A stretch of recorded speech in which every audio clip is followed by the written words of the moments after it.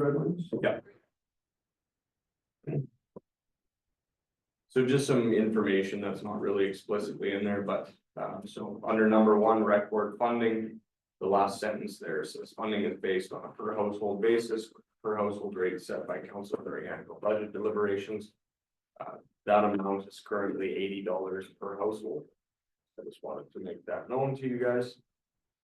Obviously it wasn't looked at increasing or decreasing this year during the preliminary budget. And the households are determined off the Assessment data. So the only way we can do that shy of doing our own census is by looking at our, excuse me, our assessment data. And in each ward, we can pick out the number of parcels that have a residential improvement or farmland residential improvement. And so. Have we decreased that amount in the last couple of years? Over the last, so since I've been here, that amount has went from, I think, $105 or $110 down to 80. Oh, So I think that was done in 2 steps.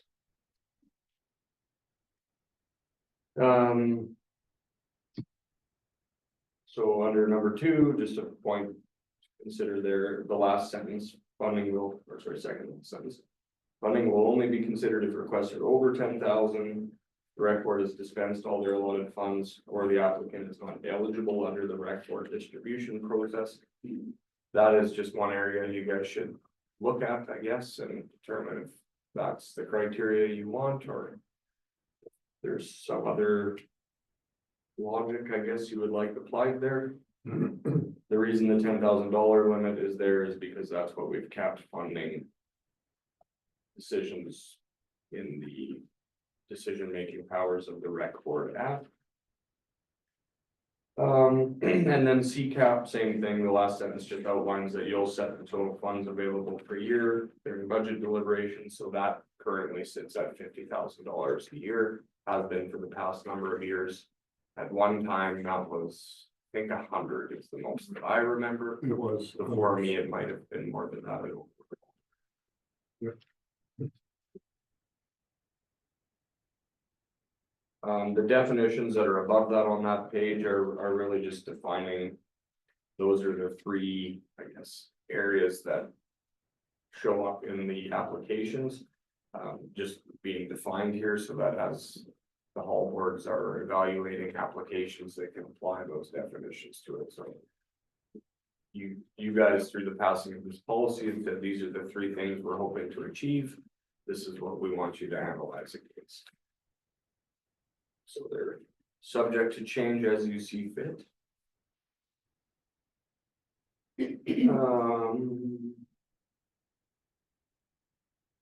Feel free to ask any questions. Other than that, I have a few more notes on page 5. Yeah, so we're, and I didn't look at this, I'm sorry, but Yeah. where else does that tell the structure of the rec board? The committee Doesn't members? say structure of the rec. Well, like as far as who's Yeah. appointed to it, right, like. So that's not really defined in your policy. You know, or how often they meet, or there should be some kind of terms of reference. Yeah, which is not embedded in your policy. No, You could make that embedded in your policy. As it sits right now, members of the rec boards happen to be a member of each of the hall boards falling within their jurisdiction, and then 1 member of council. Is my understanding. so could we not put that in there somewhere? You could, do you think that is the most? or how are they appointed? I mean, Are they- Do they have any? Meeting or how often do they meet? So all it says in here is they are to determine how often they'll solicit applications and tell us, and we will advertise that to the public. So, yeah, they're set up like as their own society. Right, so they're registered societies, so. I know at one point Eleanor had requested them to do their own terms of reference. So the South Rec Board has that. And then that's where it says. 1 member. Yeah, I've never seen anything from. From One the north, council. I've never seen any of that from either, so. We had asked for it a number of years ago and I don't think we got anywhere with it. Oh, Did that say anything in here about the terms of? No. Doesn't say anything about that. No, this basically just outlines that they're to decide how they're gonna operate, we're just gonna communicate. Or I guess ultimately, if you weren't happy with it, you would just change this policy so that they didn't. Well, I think that's kind of why we had this come back is. We're not, I don't know if we're not happy, but we're not clear how they operate, like it seems, especially, like, it sounds like the south, is a little more structured, but the north is. Linda is really, Well, all I know is one more meeting, I've never met. It's always an email saying we've had a request, that's all I ever get. I don't know when, you know, So- and do you have any input into the requests or? well, I'd say something, but I don't know if it's helping, because I never get an answer back or whatever, you know, it's kind of weird. I'll be the one to ask the question. Is it really of value of people making those decisions, or should we bring it back in-house to council to decide on the distribution of the funding? Well, Is anything wrong with that? no, I mean, it's up to them to decide, but I mean, if you're just gonna, you know, get a request and say, okay, we've got this much money in our account. And we can afford to give them 10,000, 5,000, 2,000, and what's to discuss? It's like we're not really looking at. You know, the whole thing, right? Like, I mean, there could be somebody else out there that wants some money too, not just because this person sent it to me. Also, personally, it's I guess The this big chunk. person, they'll get the whole, So you I mean- do you ever see all the applications or anything? just what she said, like, yeah, what she sends them with it, Oh, okay. yeah. And I've made comments on it because I feel that there's other young groups that are gonna be asking, like the school, can we get quite a few trips for volleyball or baseball or whatever, right? I don't know, it's really hard. Which I think they see, right, we just seen the volleyball provincials one come through, but the problem is. The rec board had spent all their money already Yes. for the year, so, which is why that come to you guys, although they spent the rest of their money. Right, Ultimately, the way this policy is though, like, you guys can't fund that because they funded in any amount. So you do have that noted in the policy. Yeah. We can't fund from both sources because Yeah. ultimately funding from the rec board is funding from the county. but that's what I'm getting Yeah. at, maybe with the group that I'm working with, I don't know the other ones, but. They should start, there should be more of a, well, here's how much we've given to everybody, you know, it would be nice to see. Not just- And we have a list, we update you guys, I think once every quarter. Cause Trin and I have to try and track that to make sure you guys aren't getting duplicate requests. We get it a lot more frequently from South Rec Board than the North. That's what I'm getting at, Well- my group that I'm kind of one. I mean, that's fine that you update council, but I mean, I think that our members of the rec board should not have to wait for that. They should be part of that process, right? They should, seems like a kind of a fairly loose structure. I think that we got, I don't know what, they get $100 and some thousand in their pot for the year. And they just kind of hand it out as they see fit without including, you know, all of the members. Like a So that- banking, you know, like a balance sheet or something showing that this. Have a meeting where all have input, it shouldn't be like it should be a kind of a collective decision, how these are handled. Because I've never seen what the other ones have said. The South, yeah, the South Rec Board does do that. Yeah, it's in my- We have regular meetings quarterly. I can show you my emails. And we're given a list of what's been given out, and so we can, you know, make sure we don't repeat to the same, because often it'll be the same clubs asking every time for something. Well, that sounds more like what I think it should look like. Yes, that's what I'm saying. I haven't seen that. Sorry. Oh, all good. I don't have the history. This was already fanned out to the rec board before I got here.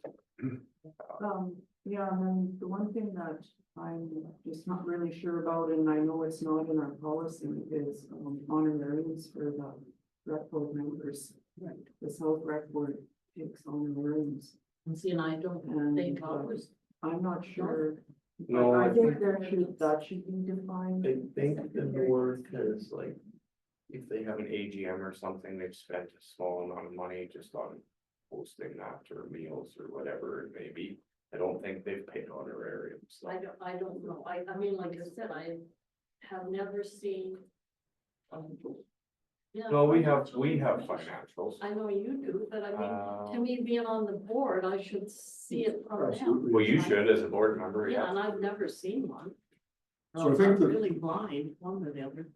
You know, where there's any terms of reference of how the board is structured in here, you can say they're their own society, you say that they do it themselves, but maybe that's what we have to look at. Is how that's, Well, I need to have something to know what I'm doing. well, Being a- whoever the member is should, right? Yeah, How these members are appointed, are they just, is somebody's name put forward and that's it, or are they, is there a process, is there a maximum amount of members, a minimum amount? Do they pay honorarium, do they pay mileage? I mean, like in your case, if you're gonna meet with the North, you have to drive to Manning or to Hotchkiss or wherever else. but I mean, I've never met. Yeah. Like if I hadn't started asking questions. I would Do you, have do you never think done they it. honestly have to meet in person though, in the world of Zoom and email? Like I think that was after COVID is when they moved to that because they just weren't meeting. And they get requests whenever, so I think the North has active moved to just virtual discussions.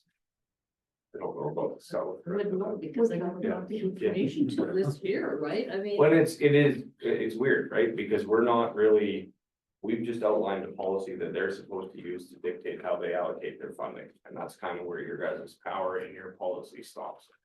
So I'm not in control of these boards other than Yeah, I can ask questions about who they funded. I can make sure that you guys aren't seeing the same funding requests as they are. But that's kind of where the power you build to administration stops here.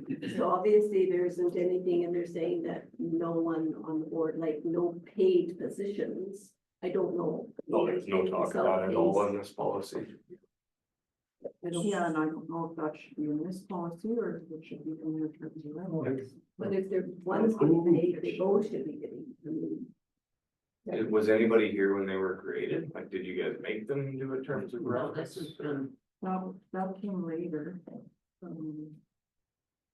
know the South record. But they've always kept doing. there's always been It a was north always and a kind of- south for at least, Yeah, and that's defined here yeah. by geographical area.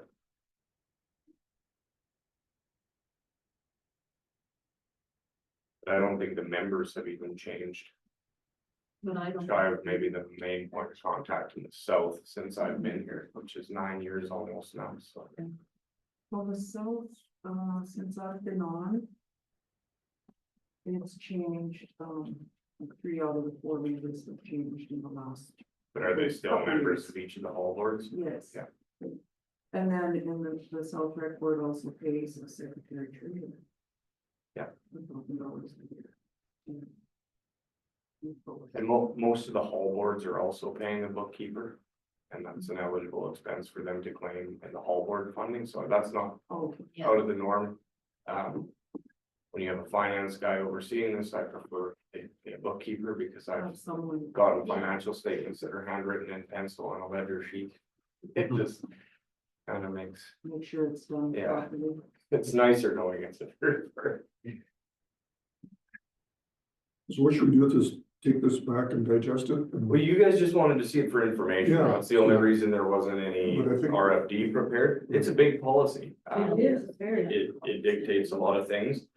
The primary concern, I think, was around the rec boards, so Yeah, it's here. and then, But there's a lot of questions you can ask, like, does it, technically, the hall boards can apply to the rec board for funding. So does it even make sense that the hall boards are the members of the rec board? I don't know. Yeah, yeah, I mean. Maybe it should be, like Garrett suggested, maybe council should be the ones in charge of it, but do we know, I mean. Does council know what the needs of these halls and organizations are? I guess The I guess- halls are already being funded through their Yes, operation yeah. Right. policies, so they can approach for other smaller capital things Well, or yeah. specific. No, not necessarily smaller, I mean, if they need a new air conditioning unit or a new stove or something. Yeah, I say smaller, meaning under 10,000. Yeah, This okay. is fine, but, Yeah, so I mean, you can, I don't know, like. I don't know if the recreation asks of council back in the day were just getting to the extent that they wanted to. Put this out to an independent third party, Yeah. or if it makes more sense to just do internally, those are all. Things that you can address at your discretion, I guess. And on the other side, there's also, county doesn't really get the recognition for actually sponsoring the money, because there's no, it's the rec board, Yeah. it's the rec board, and it's actually. Which I think is funded by the county. Well, I think it needs some modernization for sure. I think it was probably good when I first started it, because it was a good way to get some money out to the groups, but, Now we get so much, and, the other thing was like with rec. The rec board, the halls get their. Operating, half of their operating from the town already, with those Yeah. separate. And half of So- specific operating expenses, but yeah. Yeah, and I guess that part of it, they're not allowed, the self-rec board's not, or the rec boards are not allowed to fund Yeah. those type of things. But here's the mess that creates for me, Right, we have to. Replace a door, let's say, so it costs, I don't know, $1,000, $1,200. Is that a capital project for a hall? If they could frame it that way and they could ask the rec board. But then when they give me their financial statements that I'm paying on, I have to look through and see if they've paid that double dip. and coded it under repairs and maintenance. So typically, when I look at the hall board's financial statements, I have to ask for details on that one specifically, as we will pay for general maintenance of the buildings for repairs and maintenance. we call it, right? And it's not, that definition is kind of subject to interpretation, and there's different thresholds for everybody. For you guys, $1,200 spent on absolutely anything is not a capital expense. It's gotta be 5,000 minimum for certain things, right? It's gotta be 100,000 for other things, so there's thresholds that are defined, but everybody has the ability to kind of set those within parameters. And I don't have that detail from all boards or rec boards. They're also not subject to the same accounting standards that we are, so it's kind of messy. well, it does say that we have the right to ask for Yeah, additional. well, absolutely, details, right? and we do wherever rec we need board. to. What I'm wondering is sometimes with hall boards, how many of them have money in reserve? I don't, Do we ever have any? well, the hall boards do, some of them, not all of them, and they typically will indicate if they do what it's earmarked for. Because it's usually project specific or something they're saving for. The rec boards do not. I don't think either of them have any money saved up. They're spending Well, everything not every because year. they're, Should Yeah. be That said, was and the they should. amount. And they're not, so they're getting 67,000 and 70,000 each to spend in a year. They're going through that annually. That's what the rec board budget is. It's based on whichever one it was, households, I think, so the south gets a little bit more than I thought it was a bigger number than that, but it's only 67. that. Again, it used to be, Well, it was we've kind lower, of right? peeled it back through budget cycles, so. From the financial side that you got back, how many of the money, or how much of the money was actually spent on admin, and how much was actually distributed? Very, very little, most of it is distributed. Like, I think it's like $350 of that, yeah, very, very small. No. Yeah, so I mean. When we think about the whole board funding, what is that? What's that budget? That budget is much bigger, I mean, we're already contributing lots to the whole boards, and maybe this rec funding should be. It, the land That's should what I rec- was it's saying, for too, recreation, more right? It's not for fixing a hole. Well, then we got to the whole. so the problem with the whole board one is there's not really a cap, it just says we will pay. Based on the operating expenses. We've also, since I started, had a new hall apply, so we have the old Black Cardinal Hall is applying for that as well now. And So it was, I'm just trying to pull up the budget here.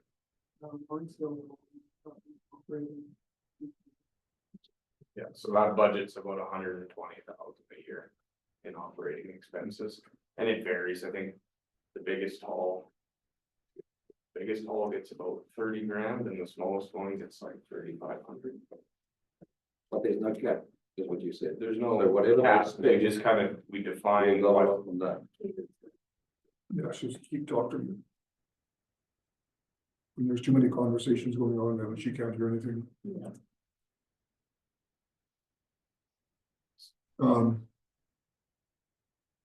Yeah, and hard to put a cap. I mean, I don't know how you formulate that cap because, well. Just like us, their budgets have been increasing every single year, right? Their utilities are going up, their insurance is going up. Whatever Yeah, else they spend. maybe a cap would make them more responsible for their expenses, you know, what you can control, right?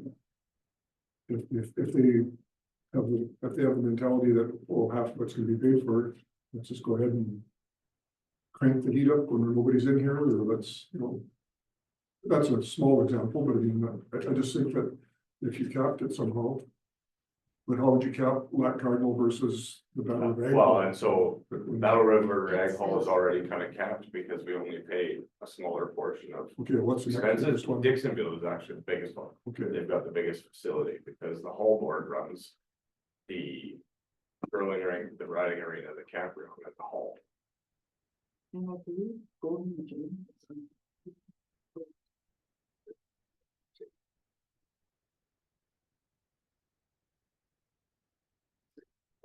So they received the most. So they got $46,000 this year, and the smallest one would be Keg River at 4,200. You could go And I by think percentage. realistically, they're just doing different things. You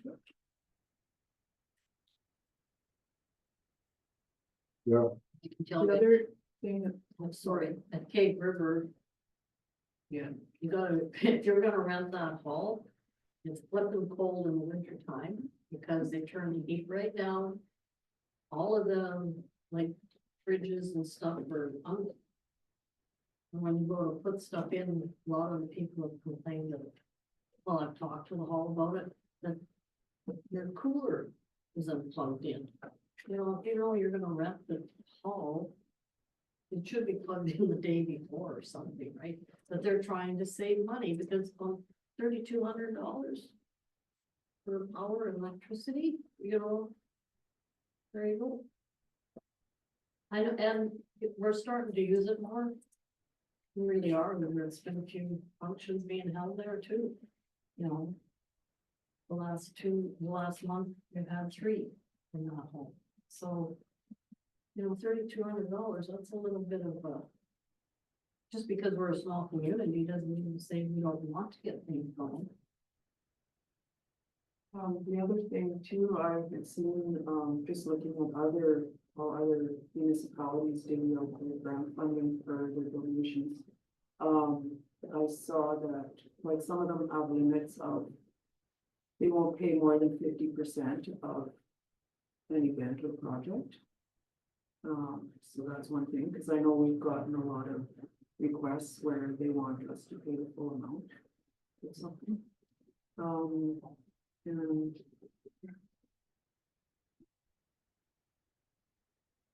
oh, and as councils, they, like, when the council does it, they'll just do it quarterly.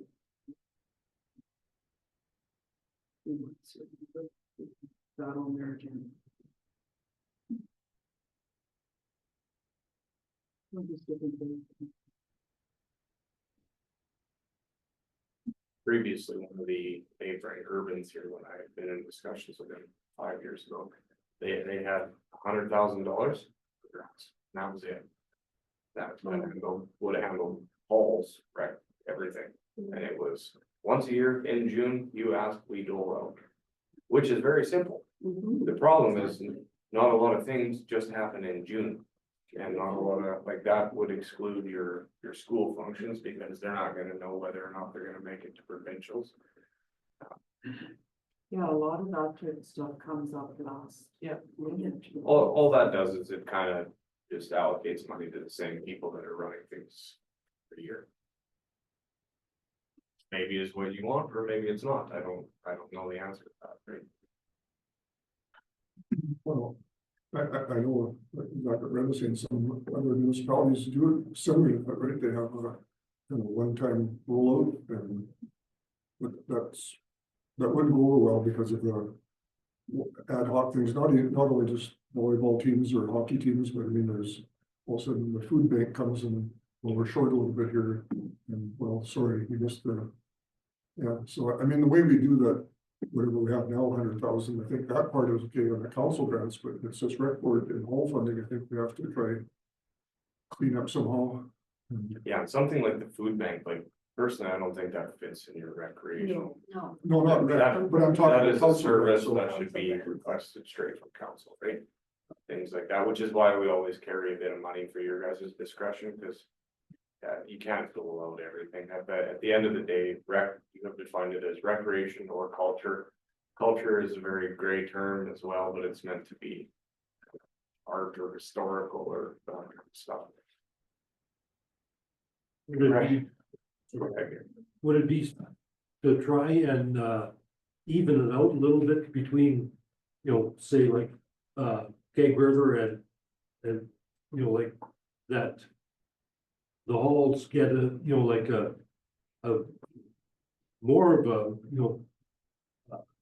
equitable funding, like when you look at, $4,600 to 45,000 doesn't seem like it's, like there should be some way of, evening it out a little bit better than that, just because one is, more active, but I mean, they're still our part of our county and they should, like somehow try and get it a little more equitable anyhow.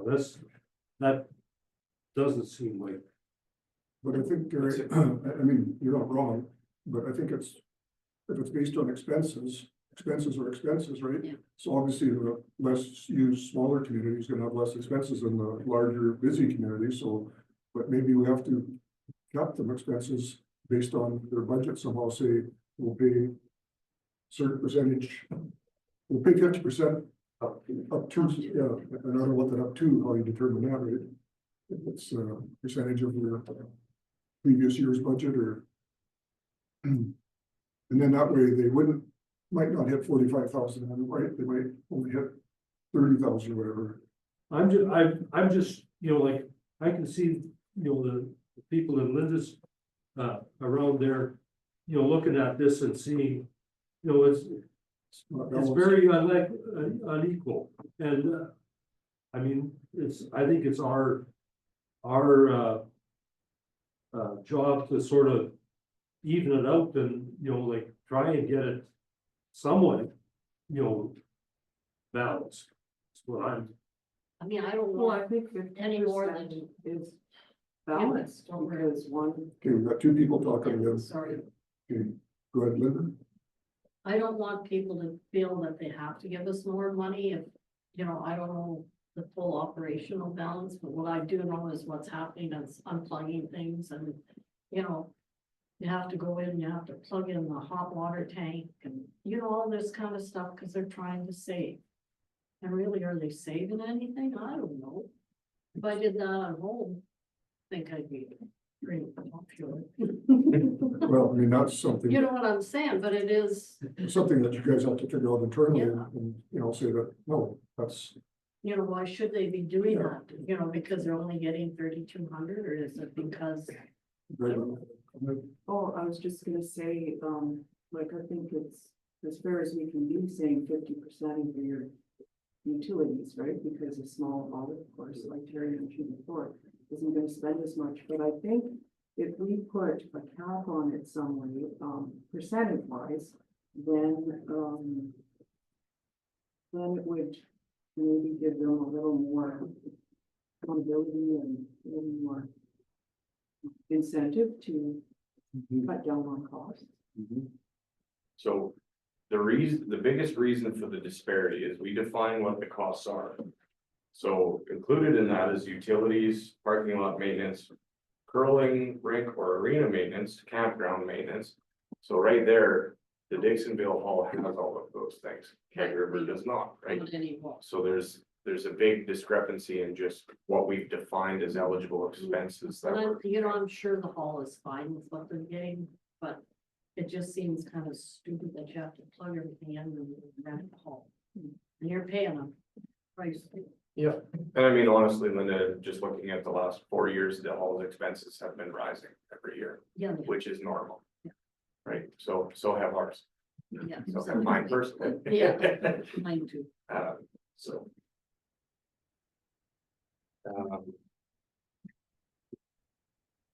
Getting back to the whole overarching problem that I see, I mean, we're funding, we have number one, we have number four. We fund the whole boards, operating funding 50%, and then we have a rec board that really has no formula, just give till it's gone. They've got a maximum, so they can't fund anything over 10,000. Yeah, but I mean, so, and made up of whole board members, so that's where it's going, so they're almost getting two streams of funding, right? And They could, they could, and they probably do, I think, Does it say they have to be hall board members? no. You we don't we don't define know that, right? There is no terms of No, reference. that's what I mean. As one hall member, one counselor. Not in our. Did we see that We somewhere? can see that, but why is it like that then? Is there people that are the volunteers that step up and they? yeah, I think if you made it, you need volunteers that aren't bound by anything, you probably wouldn't know that you wouldn't find volunteers. Or then you'd be looking at having to pay people to make these decisions. Right, you gotta, Which is great, I mean, that's that same people that keep the halls running that are, you know, want to sit on board as well, so.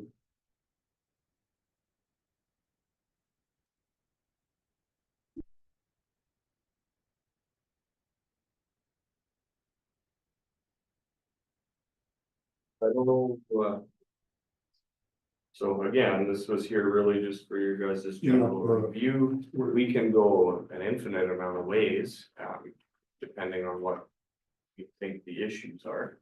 The main issue we had discussed before was maybe just the rec boards. We could probably even invite the two representatives from the rec boards to give their input. Fred and I can try and meet with them independently if you'd rather just see that. Well, I think that would be a starting point, was you guys meet with them and just kind of see if they have any. I keep saying terms of reference, but something of how they're structured, right, so. Okay, and then do you guys want to see those, I'm guessing, in a council meeting? And While we're meeting with them, do we want to hear concerns or feedback from the rec boards themselves? Maybe give them a It'll be, delegation and we've run out of money every year for the last infinite amount of years. so there you go. What Trim is Trim says saying? so. More has a terms of Oh, she has,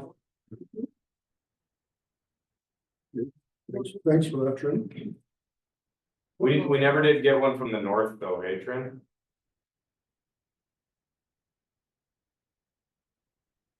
She could- Yeah. Yeah, you are allowed to talk, Trent, if you want. But yeah, she said not that I can see, and I don't think we had tried it. Yeah. So it'd be interesting to see the south one, you know, just kind of as a guideline on how they. Yeah. How they Yeah. appoint members, what their term is, What we'll what do their is, meeting structure is, what their AGM. Trent, if you don't mind, can you just shoot that to council and myself and maybe Gerhard in an email? Sure can. You. So, I know. as a starting point, and then I'll look back. I know we had this conversation with North Rec Board. I just don't remember ever seeing anything or getting an answer, so. So she's gonna send that email, is that, we wanna look at that and dive into that now, or do we wanna just take that home with us? It's and- totally up to you guys. I would assume I don't- probably not. I don't think we're gonna change this policy today, right? I think we're Yeah. just throwing out ideas and. Yeah, this is here for your guys' comment or things that you want to see done, right? We'll work under your direction. So if you want me to investigate, bring some comparisons, bring back the rec boards as a delegation. I don't, whatever it may be. But I think from my side of things, the problem we see is the rec boards need more money. And you guys are seeing it's a confusing process already, and maybe should it be done through a rec board or should it be done by council directly? The hall boards is just like us seeing increasing costs, so that was really the only issue there, is I'm just budgeting to keep in line with what the halls are submitting, because that's basically what the policy says. Well, unless you could somehow dream up Cap some it. way of capping. Well, we could somehow cap it right now, we could just pick a number, but that probably isn't gonna work on short notice for someone like Dixonville who owns a much bigger scale. They would probably appreciate some heads up on. Yeah, well, no, I mean, this policy is not gonna be changed overnight, right? Just some scenarios, I guess, to look at. Yeah. So. Okay, well, let's, just accept this for information for now, and we'll pick it up later when we've had time to I'll make bring that some ideas back. You make that motion? Okay, all in favor? Carried. Because that was gonna take so much time. So look at 6.1.1. Usually where we have all of our agenda items, it's empty today. So that takes us right into the CEO report, which was an addition. So I'm okay if I separate email for that. Yeah. Just so everybody can catch up.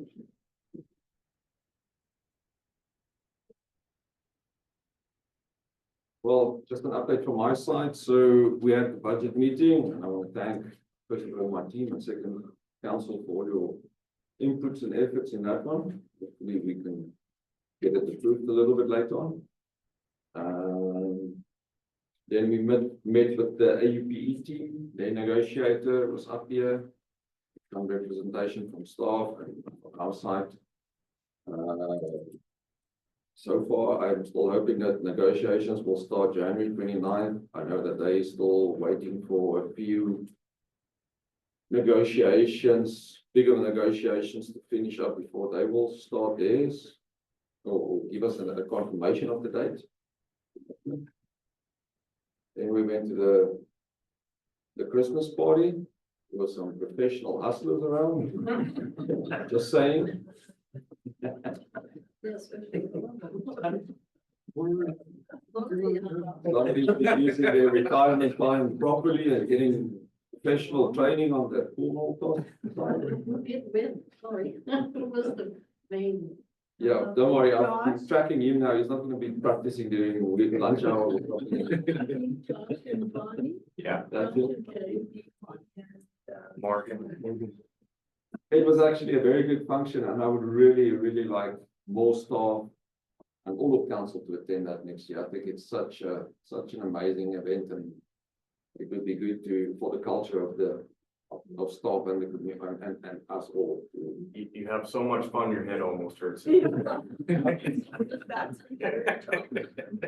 And again, I want to thank the committee that put it all together, especially the guys that organized whoever made that turkey. I've never had better turkey in my life than that. That was really good. So year to date for me, 7 months in, yes, it's unbelievable how time just flew past. And again, I want to thank council for sticking it out with me, and please, if there's anything that I can do better, let me know. And the other, and vice versa too, anything we could do. Oh, I will definitely. And then from my side, I want to wish everybody a Merry Christmas. Please spend time with your family. It's special. Make time. And, even if, but yeah, like I said, there, forgive that sibling. It's not, and that's for me more. But it's definitely not worth having a grudge. And spend time. Life is short. And then happy 2025. Maybe all be hit by the lotto bus, like Josh says, all the time. Don't resign afterwards, but still get that. And I just want to reiterate, so I'll be on vacation, then come Monday, and I'll be back in the office on January the 30th. Thank you for allowing me to go visit my family over there. I will send you guys some pictures of the minus of the plus, 50 pluses. And that's it from my side. Okay, thanks, Garrett. Any questions on the report? Yeah, I see you put on there, you got a note that even though you're half a world away, you're still available by. By WhatsApp, yes, please use it. or whatever other emails, WhatsApp, Zoom, if we get in a If you crisis. have to, please do. Absolutely, I'm available. And Oh, just one last thing before I forget. You probably mentioned it earlier, but Deb's back, so if you can just say welcome back to it, that'd be great. Great to have her back. Stealing my thunder. I did it on the way in, so I'll do it again. Okay, if there's no questions, need a motion to acknowledge your seat of the CEO report and accept for information. Kaylin, you up for that? Sure. Okay, all in favor? Great. Well, we're gonna be done here in no time, but let's get through the finance part and then we'll stop for a break. So Josh, preliminary budget. Yeah. So council met as a committee and went through this in detail, so I don't have a big, report really for you to go through, but. So. But anyways, here for your adoption or alternatively, for you guys to just pass a portion of last year's, just to permit us to carry our operations forward into 2025. And then I guess if you had any other questions, the only things that were changed in this were the items that we discussed during the preliminary committee meeting. So other than that, it is here as you've seen it. So our assessment data. We're close to being ready. No, I mean, that's in the spring or like late winter, right? Or, Yeah, so February, March Yeah, is so when we then get that we set the finalized mill rate information. after we receive that, right? Correct, yeah. So. Like I say, you put in that 7.14 as an estimate, and then Yeah. some of that be covered by reserves. But we really, that's kind of a floating number right now. Yeah. Yeah. Absolutely. That's just highlighting to you what it would take Right. to balance up. Right? It's funny, I've been, watching news and a lot of the big urbans are looking at 6 to 8% increases, right? So. We're kind of on track with it, right? And ultimately, the big urbans are the ones that get the news time. It's a lot of municipalities are looking at this range. I had chats with the gentleman that was here for your strategic planning, or the assistant one that was doing work. And he's been dealing with quite a few other smaller municipalities that are in the same range. Obviously, there's not a big appetite from any municipality to pursue an 8% tax increase, but a lot of them are kind of settling around 5 to 6.5% because it's the reality of where we're at now. Well, a lot of them are saying it's catch up, sort of like us, we've been holding on it and now. Yeah. We, instead of making small increases, we have to make a larger one. Yeah. So we'll see what happens, but Okay, so. Any questions on that? So I mean, the preliminary budget that we discussed at our meeting is pretty much the same, other than a few changes that we asked for. Yeah. Kind of on the capital side. Any other questions? Your motion to acknowledge receipt of the preliminary budget was presented. Councillor Sinski, all in favor? Carried. And then the Director of Finance update. yeah.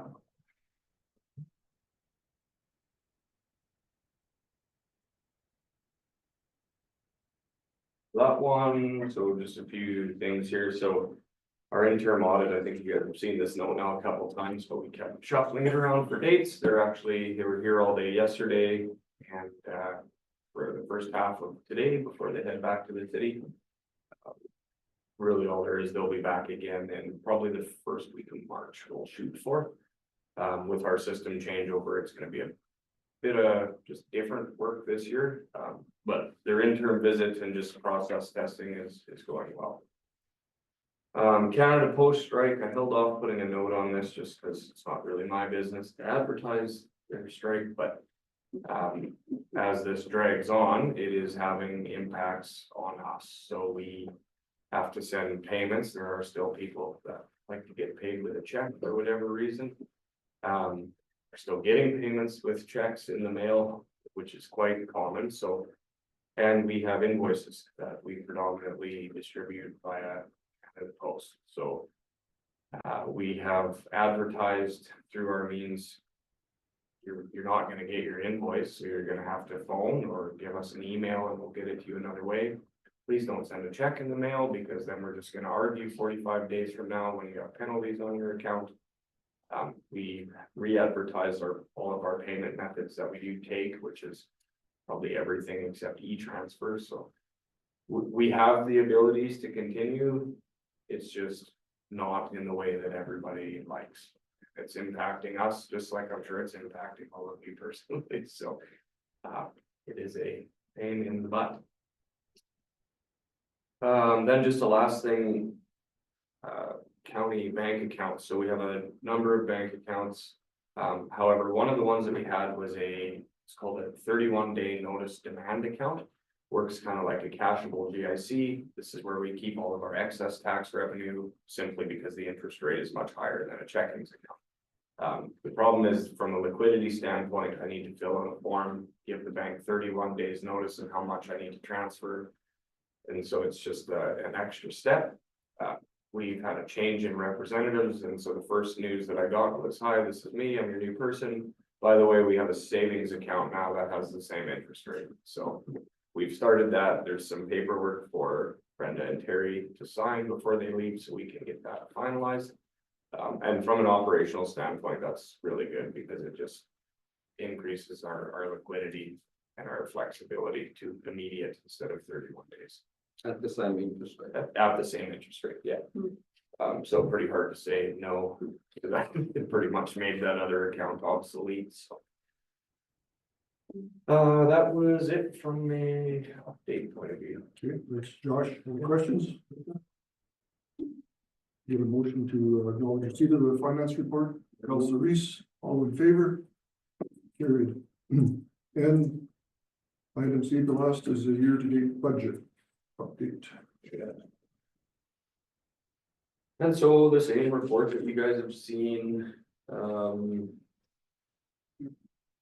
I honestly don't think there's a whole lot of very new comments in there. It's looking like we're gonna be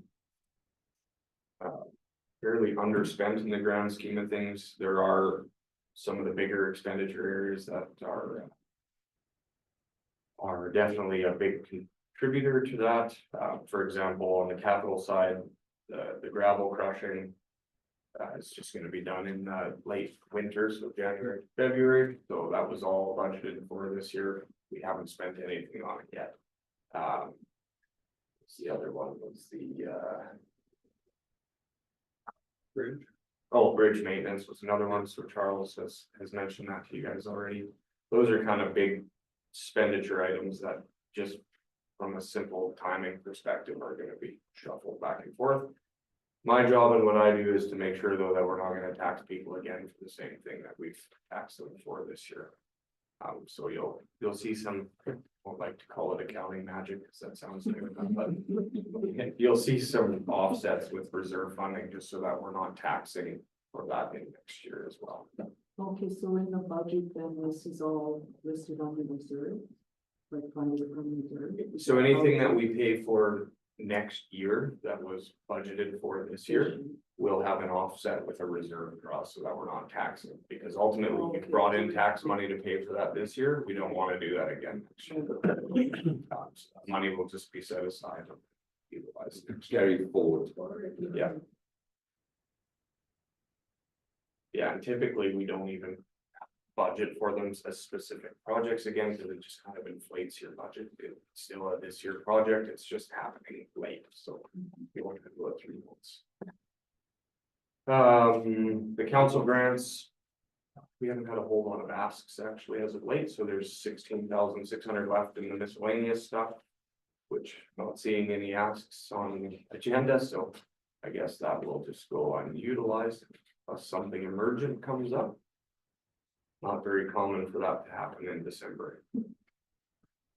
And once again, I have a capital project summary done for you guys as well. Other than that, are there any questions? lot of information. A lot of numbers on paper. And so trying to keep it consistent and the comments there, like I said, have been comments right from the start, so. Not a lot of changes. There's a lot of us that watch this on a daily or weekly basis, so it's. You catch any surprises before they get to you guys. No, looks really good, Josh. I'm sure the auditors agree with us. We'll see what they say in March, yeah. The purpose of them splitting their visit, they kind of do two things, so they, right now, they're testing just to make sure, like. How is an invoice process? So they'll pick an invoice, they want to see the invoice. They want to see that we've entered the invoice and how it shows up, and then they want to see proof that we paid it, and then proof that that payment cleared the bank. So they kind of do that through each one of our systems. At the very end is where they'll compile all of our data. Ask hard questions or challenge accounting treatment of anything, but. You've seen for the last number of years, there's not really any surprises that come out of that either, so. Okay, well, not seeing any questions, we'll get a motion to acknowledge receipt of year-to-date budget and accept information. Councillor Becken, all in favor? Carried. Let's take a 15-minute break.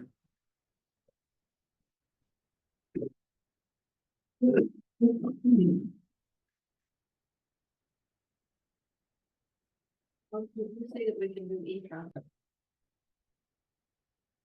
Let's go. Okay, can you hear us now? I can hear you now. So we're gonna go to the Ag Service Board agenda. If you could find that.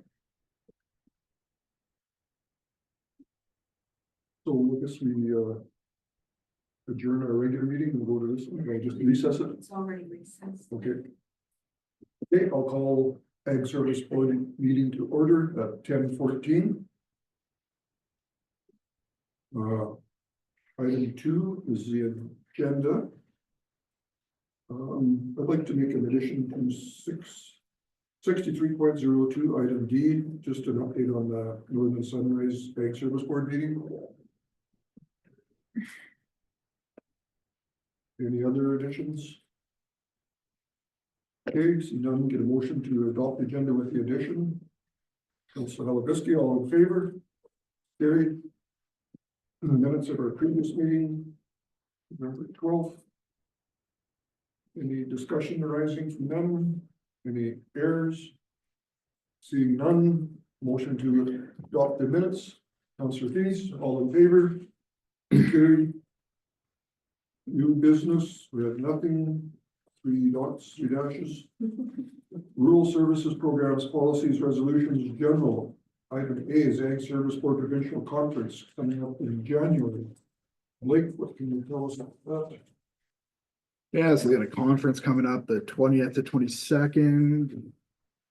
There's no agenda updated and there's nothing on their website yet, but we know it's at the Delta in Edmonton, South side of Edmonton. right on the White Mud there. Yeah. I guess what used to be the south side, but it's pretty central now. Yeah. So we preemptively booked 4 rooms. We don't know who would like to attend, but we just locked in 4 rooms. So we kind of, that highway there's a 3 to 4 lane highway on each side of it. So we kind of want to be at that hotel. You don't want to have to stay across the highway because it's a pain. So if anybody does know, and if you think we need more than 4 rooms or less than 4 rooms, we can release those. So if not sure if you guys have any ideas on who wants to attend. Well, I'm planning, so you have 2 resolutions to present, right? Yeah. So I'm planning on attending, hopefully I'm healed up by then from my surgery and I'll be, we should be traveling. Well, I will be able to, I know that, just, I'll have to travel home from Edmonton, or from Calgary afterwards, so going to Edmonton, which should be a piece of cake a month later. Yeah. But yeah, Gary wants to go, yeah. Brenda? I'm not sure yet. Not sure. Is there a registration deadline for the conference itself? Yeah, there will be whenever they put it up. Yeah. Yeah, Brent, I don't think it will. Linda, If Brenda goes, maybe we'll travel together or something. Yeah. Well, you don't have to commit today, I guess, but just kind of keep it on there so we can, Yeah, our first meeting in February. We should probably know whether you're gonna go, obviously. Yeah, so if Brenda wants to go, maybe we should reserve. I don't think we have to pick up a mind today. We might want to reserve a fifth hotel is the only thing, because we could always release it, like if by January. Just because if the four of you go and I go, we'd need five and we only place five, so we should do another one. Well, it could be actually Yeah. 1, 2, 3, 4, 5, 6. Oh, Gloria wants to go. Yeah, Oh, I might go. I thought you were trying to force Brenda to go on. Yeah, I'll see how you behave. No, I'm usually well behaved. It's the counselors that get a little carried away. And what about Kaylin? Did she say or? Kaylin, can you hear the conversation? Yeah, I think we have good enough representation. I'll set this one out. So two more rooms we'll have to reserve. Yeah, no, so I mean, we'll have to polish up those resolutions, so I mean, they're already submitted to the regional board, but we'll have to. Yeah, And I think they're gonna be a little bit easier than last time, they're more, so much, they're a little more complex last year in Lethbridge, I thought. Yeah. These ones are pretty straightforward. I think they reference that they're gonna start working on policy positions. One of them is strychnine and predation. So this coyote issue hopefully is something that they just, as these policy positions, every time they secure meeting with the minister, it's tape. What about these? These are our policy positions. So hopefully we see a drop off of these repetitive resolutions and it's just always on the forefront. So they kind of alluded to that in the ag service report in the package agenda. I'm not sure if you guys read through it.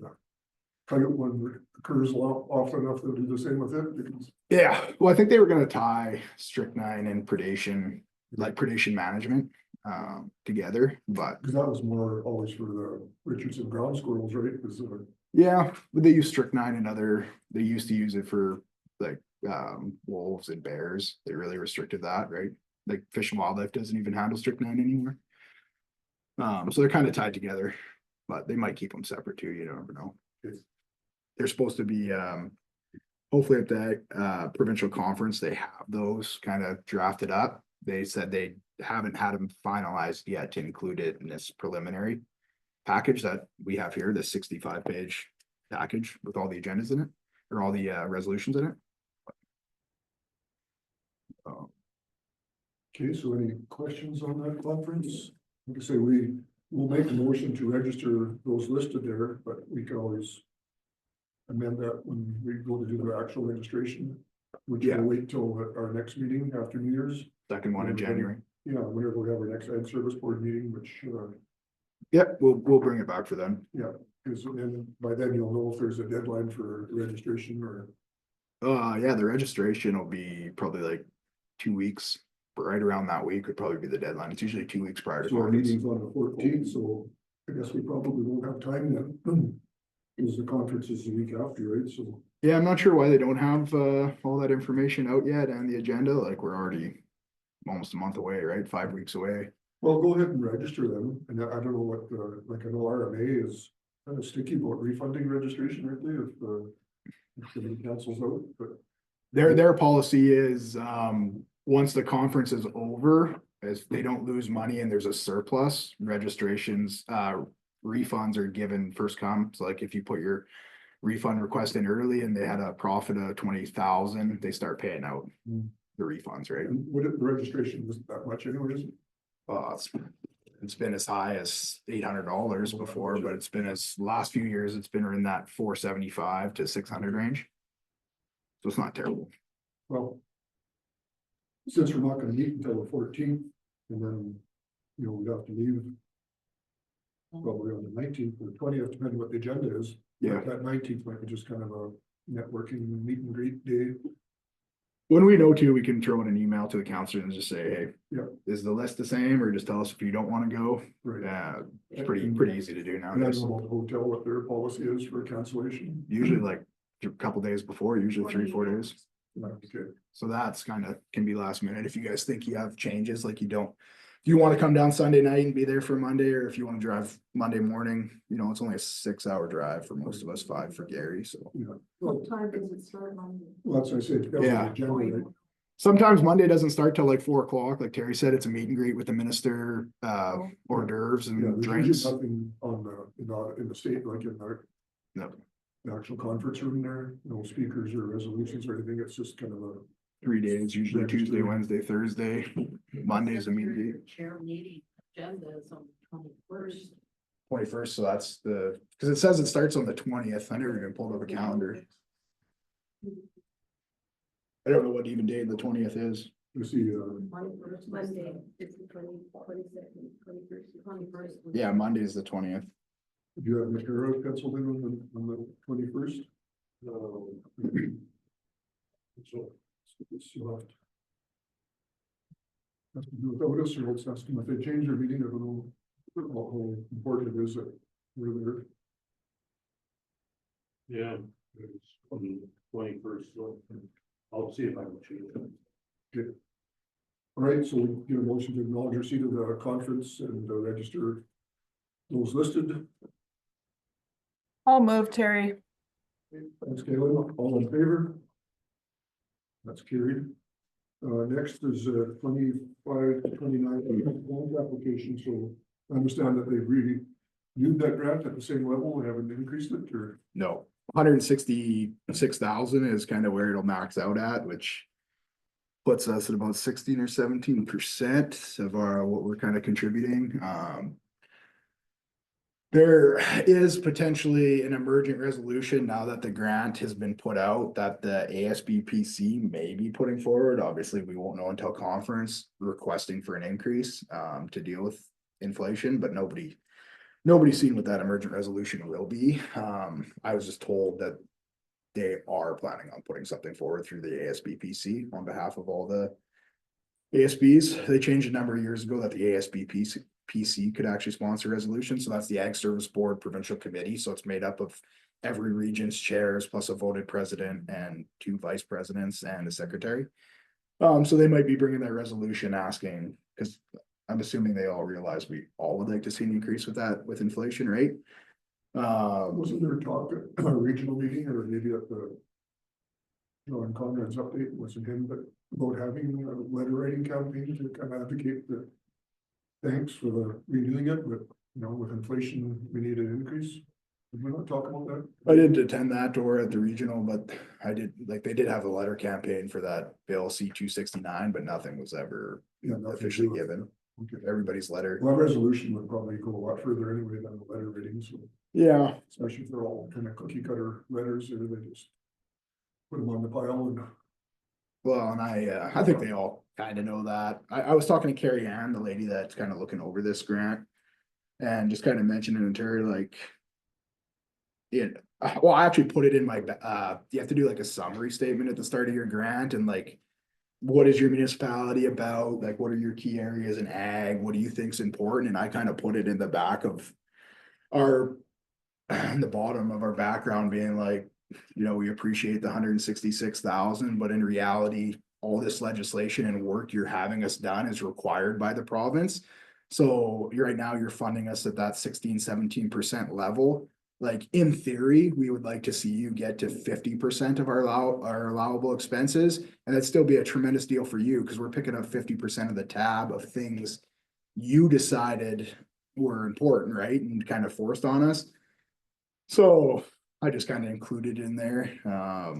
You know, obviously, if you guys think that's not, that's too aggressive, I could change that, but I thought 50-50, like at least be 50-50 partners in the endeavor, whereas right now we're 17%. And then I kind of had problems with the way the grant funding is, where I was talking to her and she's like, yeah, you're gonna max the grant out anyways, because how much money you guys are spending. I'm like, okay, that's cool. Why are you making me spend a week writing this grant then? If we have enough allowable expenses to offset your 166, why don't I just send you the one sheet of our budget and say, hey, we're spending nearly $1 million. You're giving us 166. Let's, you know, that's a good deal. She's like, well, all that stuff looks nice for, you can take it back to your counselors and prove your counselors like why you have a job and stuff. And I'm like, well, they're kind of already willing to spend $1 million on the program. So like, they need somebody to manage that money, right? So she kind of made it sound like the way they structured the grant is to help the smaller municipalities get to the 166 level, because a lot of them will split a fieldman with other duties, like he'll be a part-time something else, I guess, is part of the issue. So I was just kind of asking her why there wasn't two streams. If you can max out on the contribution side through the budget, that's all you have to submit. And if you can't get maxed out on that, we'll put all this other fluff stuff in there that you can do to get there, right? Because like our staffing contributions alone, or the 166,000 doesn't cover what we pay for staff, vehicles, fuel, just to be out there looking for stuff. Let alone chemical mowing, all that, right? So it just kind of seemed like the grant is way more elaborate than it needs to be, but it's just a personal concern. We'll get the 166, but in addition to that, we can apply for 50% funding on some certain expenses. So they have the legislative funding stream, which that is the 166,000 to do what is legislatively required on us on behalf of the province, right? Yeah. So then they have the resource management funding stream, which that's for doing extension and outreach. So a couple years ago, I applied for like 5 years ago, I applied for the resource funding stream, the basic amount you can get with the minimal reporting, which was 16,000. And then when we went to do reporting, we asked NAPERA to send us a list of events that they used our $100,000 to host. But then what ended up kind of happening is we got through that grant cycle fine, and they kept giving us the 16,000, but the guy that was running it at the province of Alberta, a lot of times they oversee a lot of other grants. And he mentioned to me that he's seen that NAPERA was sending us the same list they were sending to other grants. And then it kind of become an issue where they were like, well, they're saying that they used their own money to do that, but you're saying they used your 100 for that. And then because our grant with NAPERA, it's not very specific. It's like, basically we'll give you 100 grand, you guys use it as you see fit. I would like to amend that agreement and get it online with this target cycle grant of 2025 and 2029 and put stipulations in there that $100,000. So he said there's only $1.8 million in their resource management. So if you divide that by the 76 municipalities, the most you can really get is like $28,000-$30,000.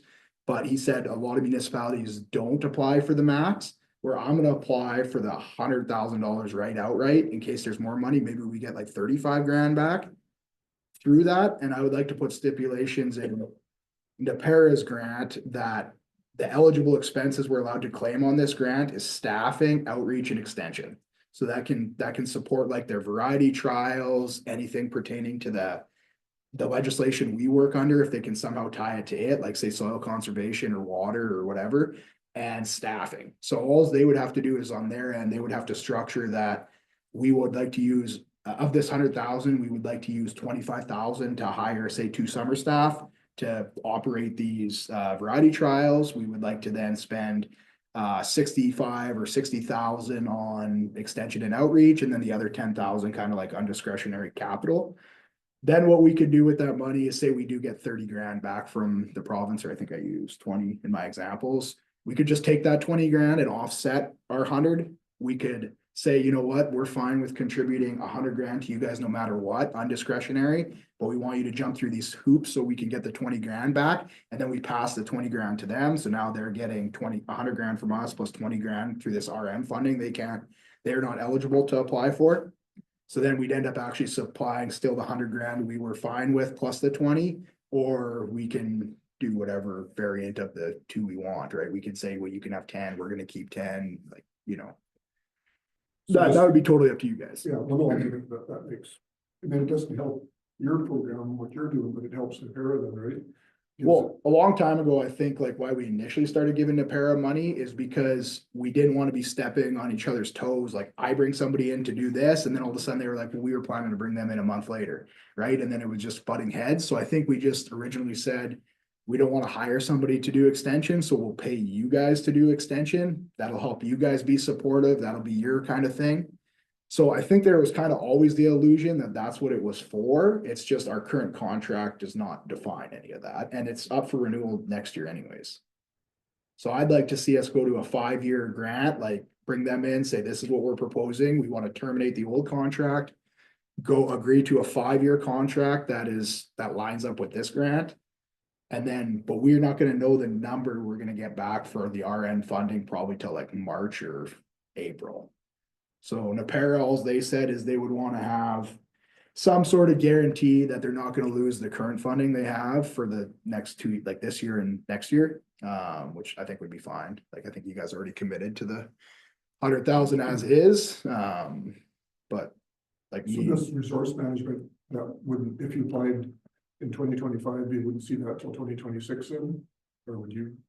No, we'd get it in 2025, but we'd have to submit this grant at the end of January 31st, and they have to go through it, and then hopefully we get approval for it in March, and a lot of times we don't get the money till June, July. Some years one year we didn't get it till November, like almost the end of the year for 1 year. As long as it's approved, you know it's coming, right? Yeah, as long as it's approved, right? So you and Jose will have to work out the details of how you wanna write this Yeah. contract and. And Gerhard, right now, I already phoned her a week ago to run this by, and I told her like. You gotta go through and figure out, cause what they're really trying to eliminate is now that they've created all these different organizations like RDAR and OFCAF and RALP and SCAP. That she's applying for all these grants, what they're trying to eliminate the double dipping, right? Like you build us for this, but then you also build them for that. So these grant writers are starting to check on that. So I tried to task her with like, you need to go through and see like how much of your staff you allocated through RDAR, SCAP, because she's billing those things out to other grants. So I'm like, you kind of have to tell me where you're at. And I think she said they kind of wouldn't mind if we put some staffing requirements on there, because sometimes with her board, I guess they have a hard time justifying staffing increases. But if we tie it to our grant saying like, we're requesting that you have this staff to provide extension and outreach, maybe that'll make it easier when she can say like, we have guaranteed staffing money to fund these extra people we need. So she was pretty receptive to the idea, and she said it was doable. It'd just take some tracking on their end, but it's like, if we're giving you $100,000, the least you can do is a couple days worth of tracking, right? And it'd probably be better for us, like we could justify where the money's going, and because right now we don't. It's basically $100,000 float. This year they're using it for a piece of equipment. They're buying a new seeder. Actually, I don't think they are. I think they got a different grant for that, right? Yeah, she thinks they got accepted for it, and she's pretty hopeful she'll be able to repurpose that grant, but then our $100,000 will go somewhere else. Yeah. At least this way, if we define it in the contract, we can all clearly say like, this is what is required for our 100,000 portion. And we don't have to structure it and say like, all the 100,000 has to be used for staffing and extension and outreach. Like there could be a portion of the 100,000 that's discretionary, like however they want to use it, right? That's all we kind of need to know is how you guys want to structure the payments. If it's just 100,000 and whatever we get through RM just offsets our end, or if you guys just want to pass that on to them, and some years they might get 135 or 120, right? How would you, define the RN funding in the contract? Would you just- In their contract, well, in our grant, it'll be separate. It'll be separated, like you get the legislative stream funding, you get 166, and then RM funding, you qualified for 23,000. And then we'll just tell them like whatever the RM funding comes in at, we'll pass along to you, or we use it to offset our grant with them. It's completely like whatever you guys want that way. A lot of times what they were using that for was seed money for, like, if you, you needed so much, put in to get a grant, like, that's where they would put that, or take the money from and use that for the seed money for the other grants. Yeah, sometimes you have to put in it like, not, they won't allow for in kind, like you can't say, well, we're gonna put in kind 30,000, they want you to put up like your 20%, like kind of like a loan. But I think last time I seen the Paris financials, it's a lot different picture than it was 10 years ago, like they're starting to get a decent reserve, where she said that should be fine for most of their grants.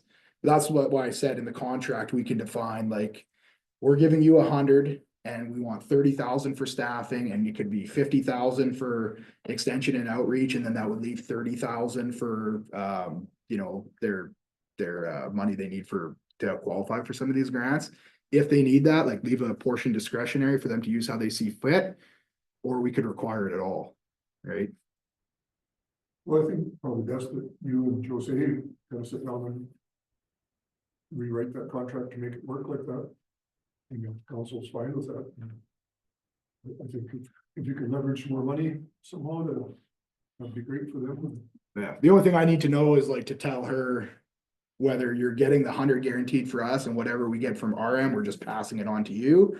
Or do you guys want to use that portion from RM to just offset the 100 and we just guarantee them No, the 100 for 5 years? Well, I think it would be a pop-up of what we give them. Yeah, Can I just say is away as of yesterday till somewhere in the medium, so I don't know if she's probably done her application already. So we just need to see what they applied for, so we don't apply for the same things in any case. Even the details with Jose, we don't really have to hammer out right now. I just have to know that she's gonna be committed to do this reporting, so I can submit it for the grant. And then we can finalize the contract even once we are approved with the grant and we know what that 5-year total is. So if we're supported at 20, some weird number, $28,850, we can just say, hey, when we get that, we're just gonna throw it over to you, or we can throw it over. I think she says we usually pay our grant out in about March is kind of what we've been doing in the past. So we could either just give her all that money and then we just wait for our legislative and RM money to come in. But it doesn't, we don't have to have our agreement finalized with her before the grant. We just have to know that it's going to be done for when we report, because we'll have to share the grant when we report, which we're not going to report for 2025 until 2026. So we have time to finalize this grant. okay, well, sounds like, I think she's away for Christmas holidays, but when she gets back, you guys will have some paperwork to do to get that set up. Yeah, we can sit out time down with Gerhard and us to do it. So if the 5-year funding grant is acquired, so that RM funding is 5-year. Or no, we're talking about the having 66,000. Increases put on the end of the motion here. If the 5-year funding grant is acquired, the portion will be transferred to the para. So this grant for the RM is it 5-year? It is 5-year. Oh, okay, it's not, you don't have to do it annually then? You have to report annually, Yeah. but it's 5-year grant term. And I would, like, we do all of our budgeting for 5 years, this grant cycles for 5 years. The new grant we'd sign with Napera would be a 5-year grant as well. So you guys would have to think if that's for 5 years, do you want to support them at the 100,000 level for 5 years, right? We'd have to terminate their contract and replace it with this one. Okay, clear as, yeah. Very good motion. Okay, Councillor Caesar makes that motion as it's written there. Any further questions, discussions?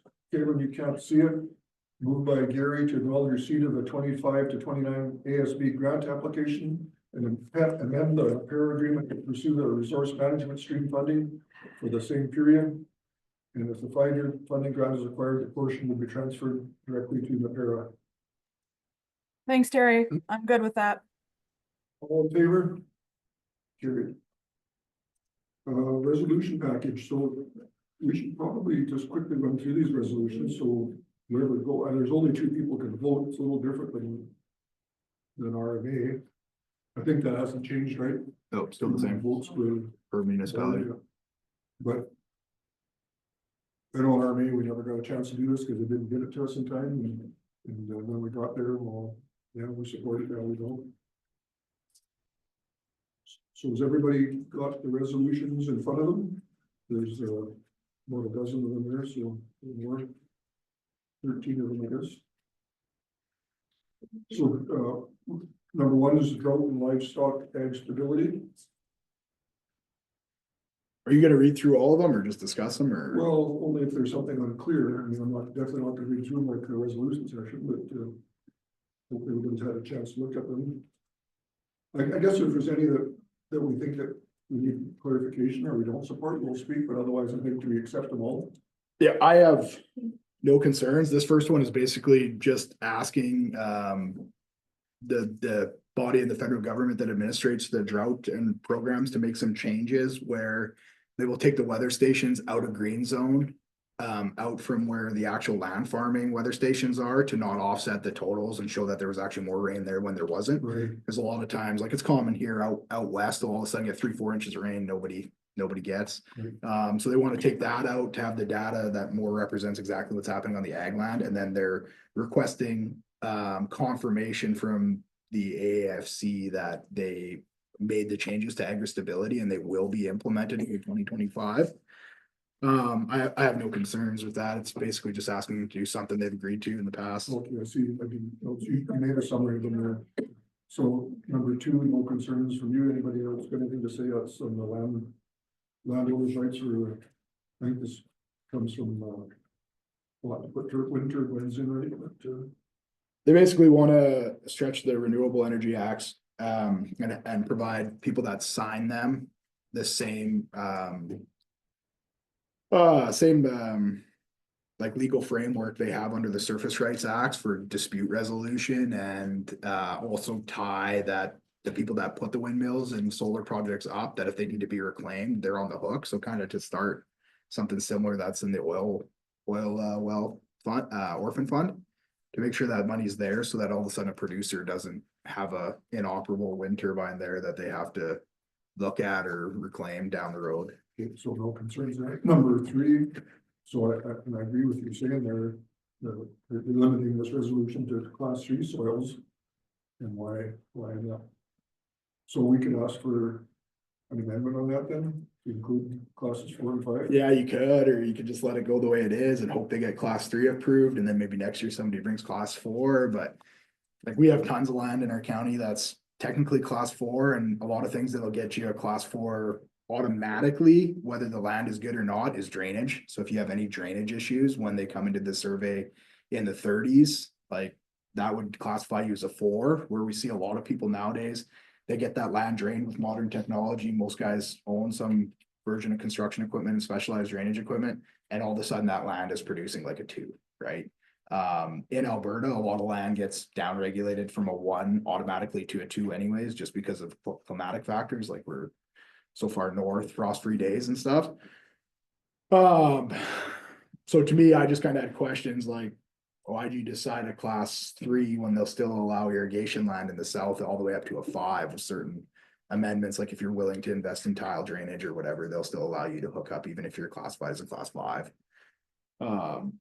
So I just had those general concerns to point out. I don't know if we have to go as far as a amendment. Well, we could ask when they come for debate, we could say, why are classes 4 or 5 not included, and then see what the response is. And Yeah, well, we could also not necessarily amend it. use that. That's Northern Sunrise County too, isn't it? Yeah, we could talk to them. Leaves class 3 to 7.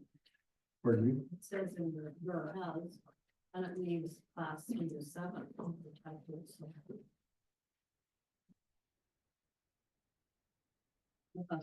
Not a question. Oh, yeah. You know, Under the second whereas, it just says, focuses on protecting class 1 and 2 and leaves class 3 to 7, while soil zones class 1 to 3 are considered suitable for sustained production of common field crops. But what they kind of, I don't know if they just failed to research into it, where like how the actual land classification works is that the reason why you get to a 4 and a 5, like a lot of times you go from a 3 to a 4 because it's a little bit hilly, it's not as flat. And then like a lot of guys, you can fix that with common irrigation, like sub irrigation practices. And then a 5, a lot of times you automatically get a 5 if you have drainage. And then you'll see now on a lot of the landform classifications, they'll give you a rank of a soil zone. Like these soil zones have ranks 3 to 5. Well, how are you doing that whole land profile that's ranked a 3 to a 5? Right, where the 5 can be upgraded to a 3 if they adopt some management changes, right? So a lot of times if you see on the new models, you can click on the whole land formation like a Donley or where we're at in Escher, and you can click on it and it'll tell you it's a 3 to a, it could say a 3 to a 6. Well, how are you going to classify that land form? Are you going to classify that all as a 6? Are you going to classify that all as a 3? You know what I'm saying, for when they're deciding to put it here, like, are these regulators going to be to come in and say, well, we are in this area and this area is ranked as a 3 to a 6, but this particular 40 hectares we're going to put this site on is a 6. which in reality, they're not gonna put it there as a 6 because it'd be too hilly, but there's enough gray area where they could probably say, well, this is a 3, but it's all, this part we're putting it on is a 6. Right? They could justify it because it is ranked in a range. Yeah, and the whole land classification is kind of interpretive. Well, Yeah. Like, I think mostly what this was intended to do when the province come out with class 1 and 2 is they were trying to prevent the expansion of these projects on that highway 2 corridor, where I think they've lost, it's like almost 500,000 acres in the last like 20 or 30 years along highway 2 that's been lost to That's due to urban sprawl. not urban energy sprawl, yeah. projects. So I mean, this is nothing, that's the biggest problem is urban sprawl more so than. Yeah, but a lot of these energy products, like especially solar, you can't really build them like 300 miles away from a town or city because they don't get the voltage up high enough, that there's too much line loss. So you'll see a lot of times they don't want to get them too far from an urban center, as an end user, I guess, of where it is. But I think that's where the original concern come out, is the urban sprawl. But a lot of them places, I think, they have a bunch of land zoning bylaws and stuff that those areas have come out with now, but the damage is kind of already done, like 500,000 gone. It's the best land in the province. Yeah. Over. Yeah, well, that's why the people settled there when they came over. They settled the best land along river valleys and. So I think we could support this one, but we can kind of question why not include some lower classes of land, right? Yeah. Okay, so let's go to number 4. You have a essay written on that one. Yeah. And this is going back to that meeting that Birchill was called, when they started talking about drainage ditches, and Well, this one is put, this is more about definition, I guess, of a canal to a drainage ditch. yeah, this one's put forward by Smoky River, It is, which yeah. I tried emailing Shane. They're at their in-service training last week. So he kind of answered me a little bit and kind of got back to me, and he was just like, oh, it's all in there. I'm like, yeah, it is all in there. But the problem I have with it is right off at the start, he says in their right at the start, they say that our licensed drainage ditches are the same thing as like right there, the province of Alberta previously had a program to develop drainage canals. Then he puts in brackets, also known as registered drainage ditches. So I asked him simply, where is that defined? Provide me that definition that says our licensed drainage ditches are drainage canals. Because under the Environment Code of Practice, drainage canals are exempt from any spraying.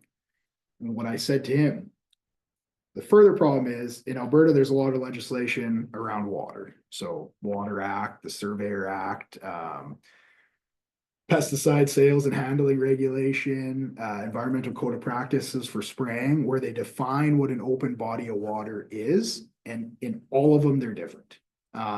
So the Water Act basically defines water, and an open body of water is anywhere water could or does flow. That's basically anywhere, right? Then each one is a little bit more specific, and the surveying defines it as where a vegetation change occurs, or there's a defined bank as for purposes of surveying and laying out land. The regulation and code of practice, they exempt even streams, natural running streams that are intermittently dry and less than a half a meter. They'll exempt them. So if they're dry, you're allowed to spray right through them like they weren't even there. So none of this is defined. There's nowhere in any of this code of practices, you will find a definition that says municipal licensed drainage ditches are drainage canals. The issue I had with him is where he pulled the thing for drainage canals out. It was grouped with other items that was reservoir, irrigation canals, and drainage canals. So then when you look at that literature in the south, an irrigation canal is, so basically they have a reservoir. They flow water down through an irrigation canal. That's the water for all their intakes to do irrigation. And then a drainage canal takes all that excess water that comes off the land, goes into a drainage canal and goes back to another reservoir or back to the same stream and goes down river and out, which makes total sense why you'd not be able to spray in a drainage canal, because that water is either going to go back onto the land somewhere else or downstream.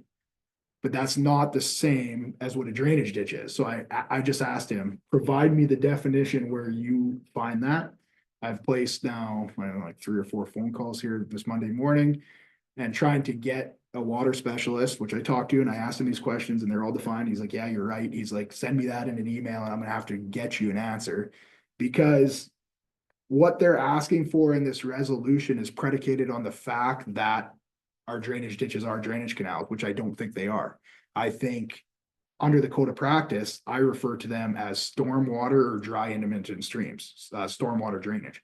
So if they're dry, I think you can spray them. We don't spray ours, we mow ours. So I'm not really sure if that's what they're truly classified as. We need any of the changes they're recommending. So I think their resolution, if they have a resolution at all, should be requesting a, like, an official definition of how are these drainage ditches defined and how do we treat them when they're classified as an open body of water. I don't think there's any point going further with their request because I'm not sure if what they're asking is correct. Like, I don't think our drainage ditches are classified as drainage canals, and I think we're gonna get a lot of pushback out of the south region saying, we do not want you to get drainage canals exempt from spraying. We do not want people spraying in drainage canals that are gonna go back on the land. So I see it as like a real sticky issue from north to south, where I'm not sure how thought out this is. And this took me like, I don't know, 6 hours to read all these code of practices, then pull the definitions, then try to look for a common definition list. And I was trying to ask Shane, which I gotta phone Shane later this afternoon and say like, how much work did you put into tracking down these definitions and what do you know what you're saying is correct, right? Cause that's my interpretation. I'm not sure if I laid it out in a way that makes sense, but. Well, no, you are, I mean. We understand what they're saying, but.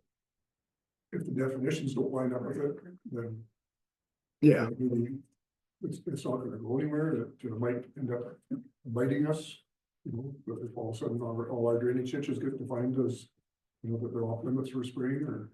Although you said you don't typically spray them, you just mow them for weed control.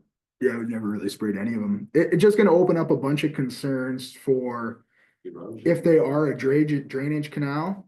And now you have all these other rules that pertain to the Water Act. So anytime you want to go do maintenance or approval, you're now touching a shore bed where water could run into a natural open body of water. And now you'd have to get approval anytime you wanted to go remove a dam, you wanted to do some resloping, some sloughing. All of a sudden now you're dealing with the Water Act and you're dealing with the environmentalist wing of the government. You're gonna have to have your I's and T's dotted and crossed, like which you should have anyways, but I would prefer if that resolution was asking for you guys as the province, make your legislation line up with clear definitions so we know where we're operating and what we're operating within, because right now that's not defined. So if that's not defined, there's no point in my mind asking for changes you don't want things to be changed to. Like you do not want in my mind, you do not want the government telling us these are drainage canals, right? Because now all of a sudden, if we did have to do some spraying, we can't. Okay, so we won't support this just because of the unclarity of. Unless Shane gets me a definition and it goes, yeah, you are right. Like, but I don't know why you wouldn't have provided that in your resolution. Yeah, and we can, I mean, if we feel like dragging the resolution session up, we can get up and ask that, you know, say, well, you know, that. And that's the reason that we wouldn't support it, right? See, like, and I never provided this comment before our regional one because I kind of assumed their person in my position looked into all this before just writing like a rather elaborate resolution and 10 pages of background information, but it's all predicated on speculation of what the definition is. I kind of assumed that was there, which is partly my fault. Yeah, so I guess that's kind of the hypocritical part. We supported it. I don't think I remember, but it passed the regional meeting, right? Yeah. This resolution. Smoky River wasn't, I don't know if they were even there at the Creek. They were just attending virtually. Oh. Well, they must have been there. Yeah, if you better resolution, I think they were there. But so it passed there, you know, we don't support it at the provincial level. But I guess we have a bit more clarity now. We didn't have them, so, okay, can we leave that one and go to number 5? Yep.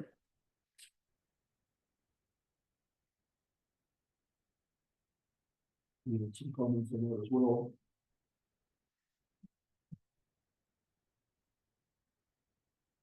So this one, I'm not sure if was, in addition or what, but I actually don't remember reading this one at all. All these legislations, they're asking for a central point of contact in. There are very specific ways in which the legislation pertains that you can deliver a notice and then enforce on.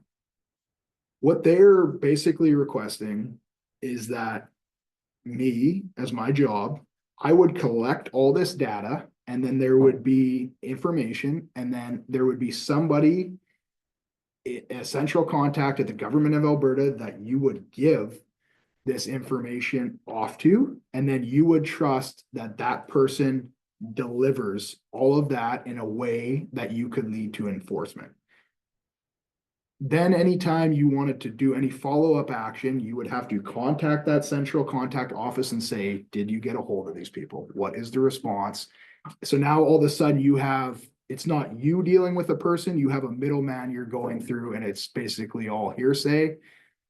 You would have to trust that they delivered the notice. There's very specific timelines on how a notice is delivered and when you can take enforcement action. So if they were sending all this stuff out registered mail, you would have to be relying on that central contact to give you that information back saying it was delivered and it was picked up by a person legally allowed to receive that information. And you would have to trust all that process along the way. To me, it would make it almost impossible to ever do any level of enforcement that wouldn't be appealed or open yourself up to basic litigation, without changing all of the acts that this is requesting. In the background information or the whereas statements, they are talking about mostly for oil and gas wells and abandoned oil and gas wells, but then they're therefore be it resolved doesn't really specify it out. It specifies that they'd have a key contact for all landholders. So if I wanted to deliver a pest notice or a weed notice on a farmer, why wouldn't I just go, I collected all the data, why wouldn't I track them down, make sure they got it, established a contact point of relationship that I can just deal with, say, Gary one-on-one? Why would I find out Gary had a problem on his place, then not go the extra step to just courtesy contact Gary, so he's happy that I'm dealing with him, but send it to a government official that now is gonna send Gary a registered letter and he's gonna be like, where the hell is this? Then he's gonna phone that guy and be like, what do you want me to do with this? And they're gonna go, well, I don't know, your municipality sent me this and that's all the information I have. And then they're gonna go, well, why didn't my municipality just call me, right? So seems like a very poor way to do things. Never mind, there's like tons of formatting errors. You can see there's like font changes of somebody just copy and paste something out, but then never made sure all the fonts were done. There's stuff in different size fonts. Some things are bolded. There therefore be it resolved, says the Minister of Energy, Environment and Ag. This is a very formal process and they're referring to the Agriculture and Irrigation Minister as the Minister of Ag. Like, I don't know how this, like, that's why I don't remember ever seeing this. Cause like, to me on formatting error, it should have just been thrown out immediately. Like, So I mean, basically what the system we have now for giving notices, I mean, if that's what this is kind of around, works well, right? I mean, why reinvent this? that's what you pay me to do. You pay me to know everybody that farms in the county or be able to find everybody that works in the county. Like, this is basically saying, I don't want to do all of my job. I want to collect the data and then throw it out to the wind and hope somebody else deals with it. That's like literally, that's why I don't ever remember seeing this. Cause like, to me, this never should have passed the regional committee. They should have looked at this and went, get back to us when you can format and write a formal resolution. I don't know how this passed the provincial ag service board conference. Okay, The well, committee. we won't support this one then, just because it's kind of redundant, that's already written and a lot of things, so Blake, can we ask you to just take a quick break? These are taking longer than I thought, which is good, and we wanna make sure we're educated on them, but we had a municipal planning commission meeting. with them, and ISL, so anybody, so I'll just leave this here for you. we'll recess this one and welcome, ISL, who do we have online, Debbie? Or Gail. Gail? Dave? Oh, there you go. So I'll just let everybody find their municipal planning commission agenda. And then we'll go back to the Ag Service Board after this. We've got 2 meetings running concurrently. Good morning, Gail.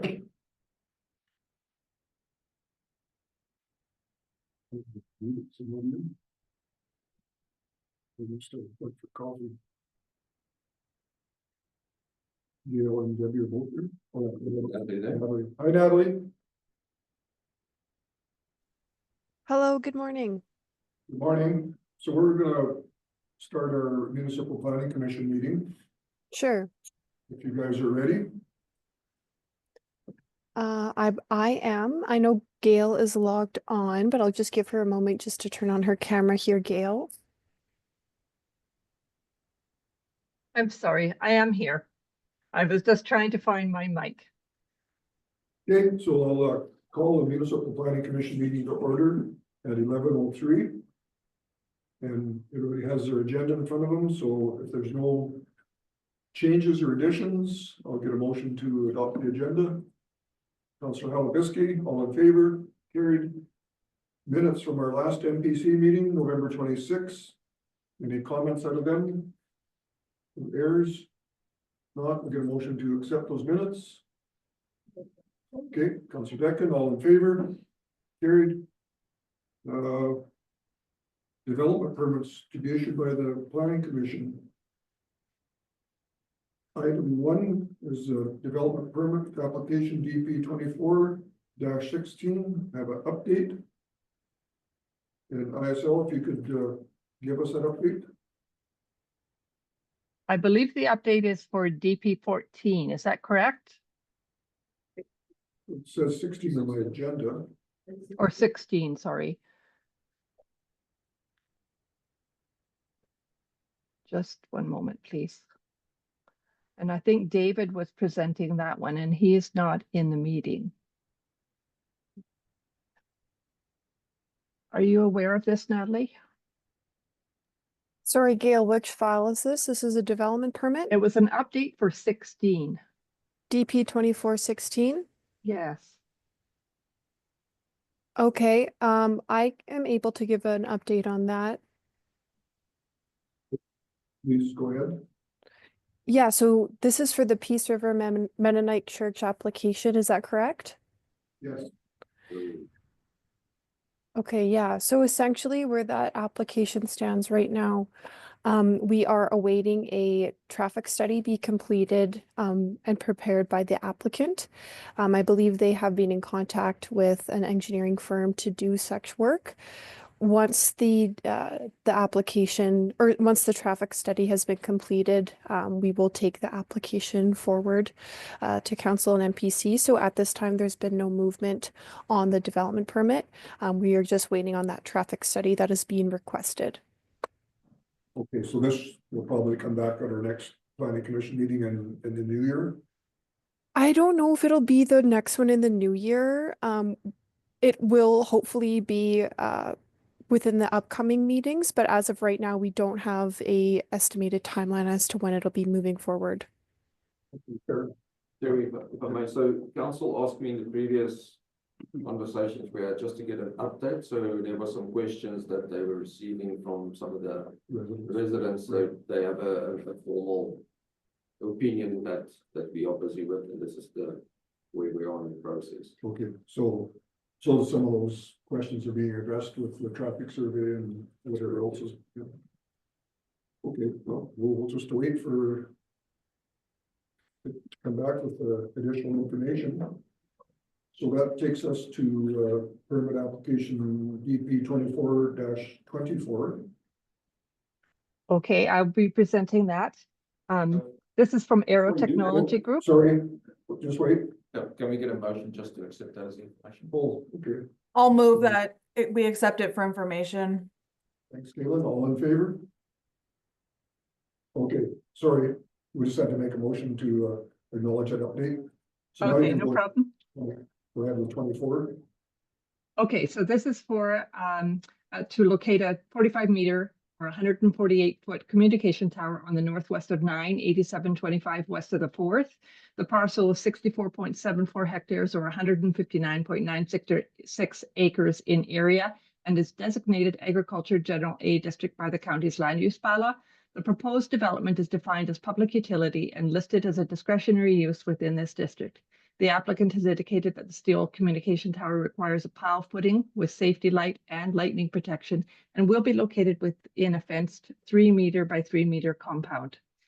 The communication tower is one of the 6 applications that have been submitted by the applicant. The applicant's primary goal of installing the proposed towers is to improve internet connectivity for rural homes in the county of Northern Lights, and has advised that the towers would bring significant benefits to the region, including improved access to educational resources, telehealth services, and economic benefits.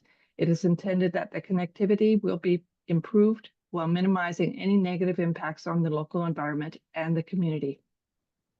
The applicant has indicated the towers are not 5G or cellular towers, but use different technology which operates on different frequencies than cellular networks.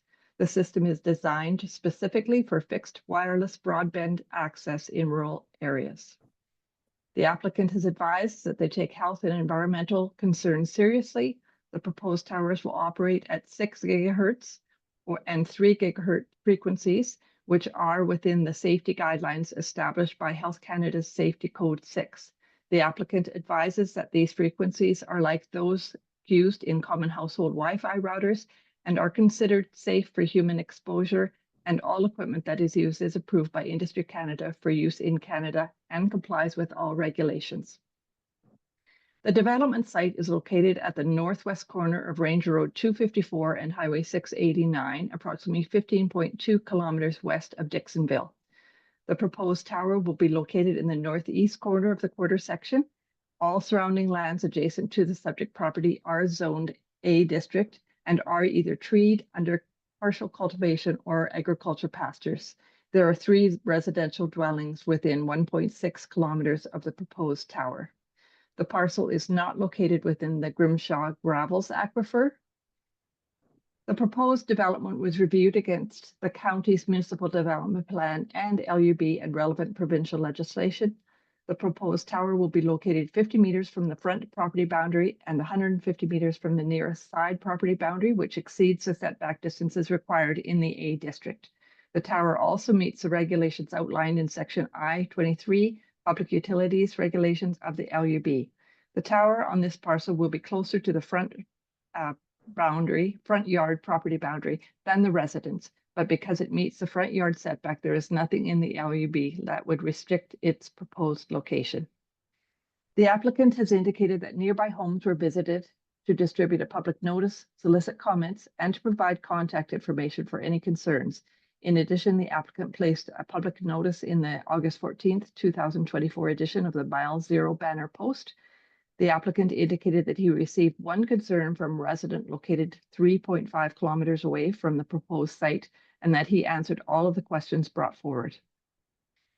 The development permit application was circulated to affected agencies and adjacent landowners. A response was received from TELUS indicating they had no concerns with the proposed development. Transportation and Economic Corridors responded indicating a roadside development permit would be required and stated their main concern would be the setback, as it would need to be set back from the highway right of way a minimum distance of the height of the tower. This setback distance is being met. No additional concerns were received. It is recommended that this application be approved subject to the conditions outlined. Okay, thanks, Gail. So any questions from council? I have one when it says circulation comments.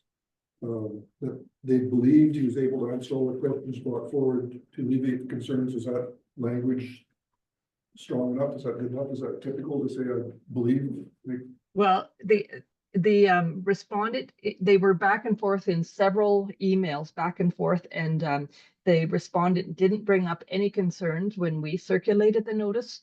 So I believe, like, it was advertised and circulated.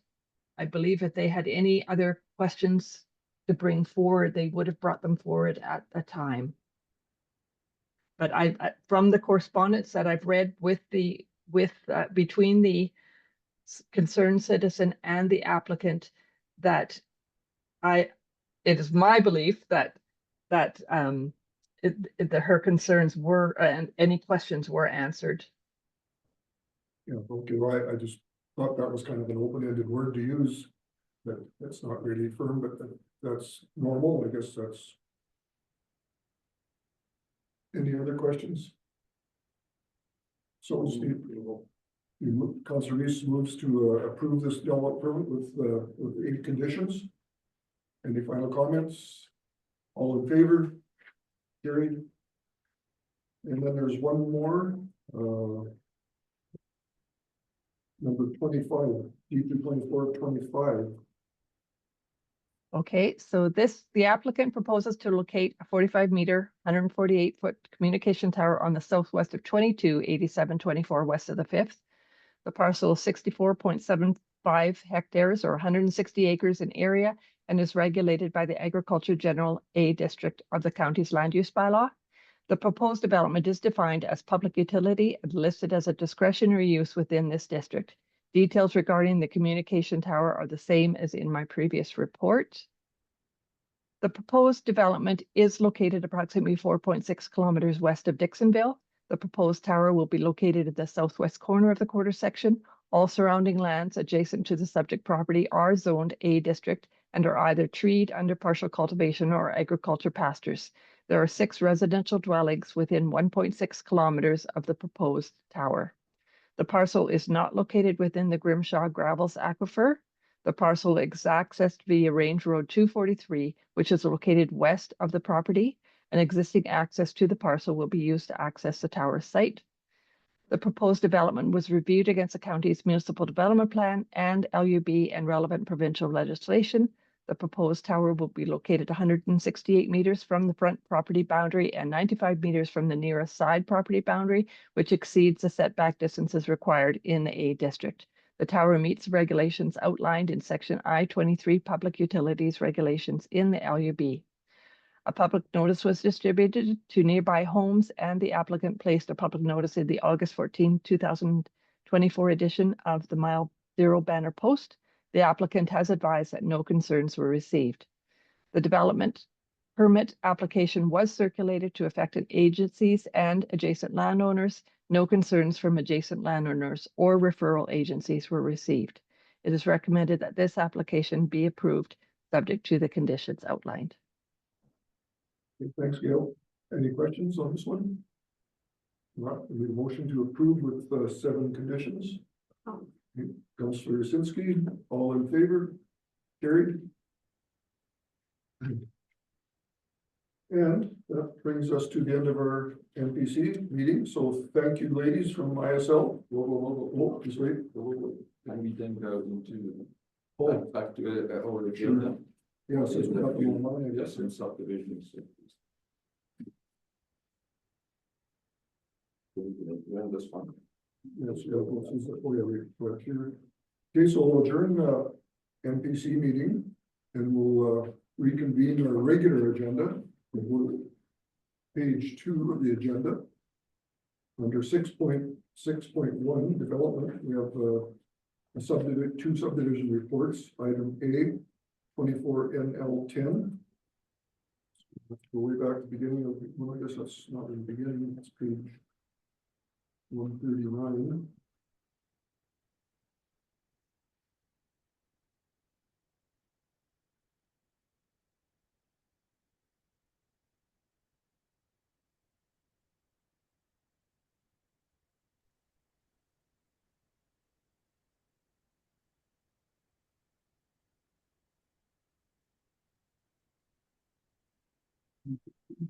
So 24 NL10. Does everybody have that one?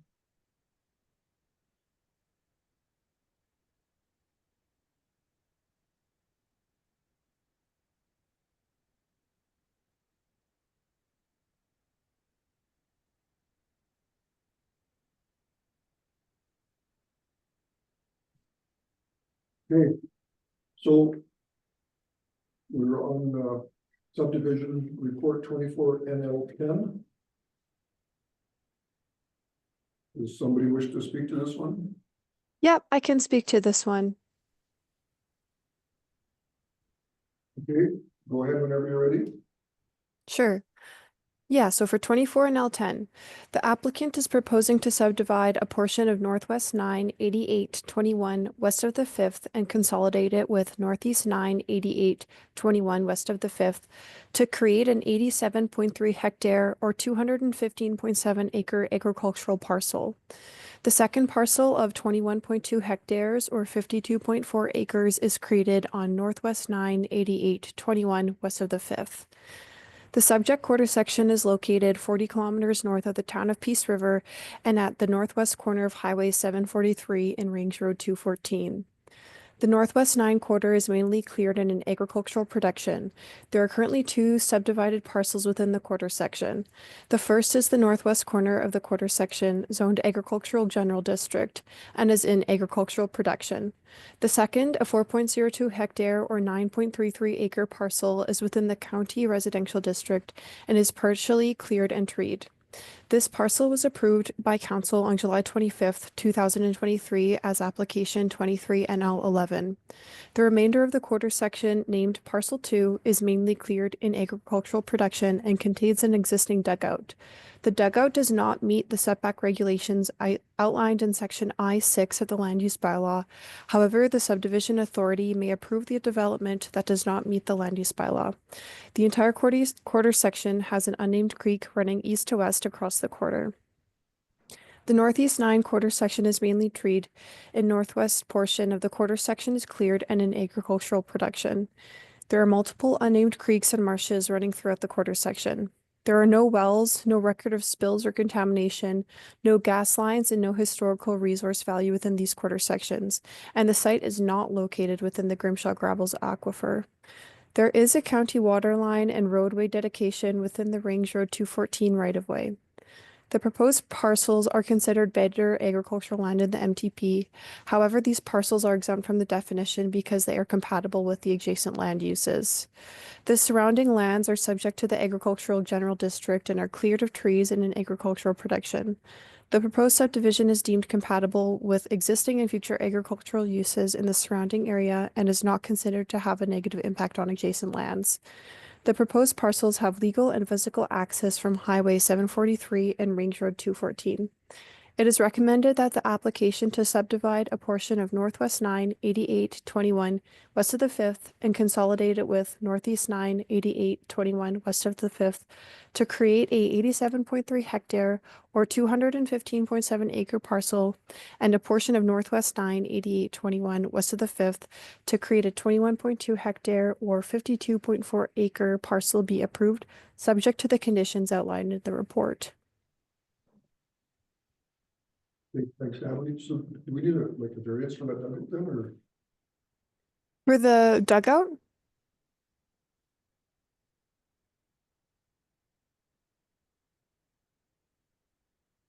That's correct, because you said that the dugout didn't meet the setback. Yeah, so in this instance, we do not need a variance. There is a portion in the MGA that allows us to grant this without a variance needed. Right. So any questions? You want to make a motion to acknowledge the subdivision application and approve with those conditions? Okay, Councillor Reeve makes that motion. Final call for questions. Seeing none, all in favor? It's carried. Okay, then we have one more. 24 and L14. Who would like to take that one? I will speak to this one as well. Okay, go ahead when you're ready. Okay. Yeah, so the 24 and L14 is to subdivide a 3.0 hectare or 7.4 acre parcel from Southwest 6, 90, 23 west of the 5th for an agricultural/residential parcel. The proposed parcel size conforms to the Agricultural General District in the county's land use bylaw, which allows for a maximum of 4 hectares or 10 acres. The proposed parcel is located on Township Road 900, 1.3 kilometers west of Highway 35 and 9.4 kilometers south of North Star. The subject quarter section and proposed parcel is designated agricultural district and located in the southwest corner of the quarter section. The quarter section is heavily treed in a swamp and bog area. The proposed parcel is within an environmentally sensitive wildlife zone for grizzly and caribou. However, it is not within the key wildlife biodiversity zone. There are no well sites and no record of spills or contamination within the quarter section. There is a high-pressure gas line owned by North Peace Co-op and in a right-of-way along the east property line, and there is a single-phase ATCO overhead power line along the south boundary. The quarter section and proposed parcel are not within any historical resource value classified land designation.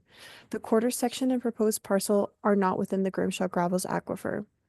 The proposed subdivision is compatible with existing and future land uses in the surrounding area and is not considered to have a negative impact on adjacent lands.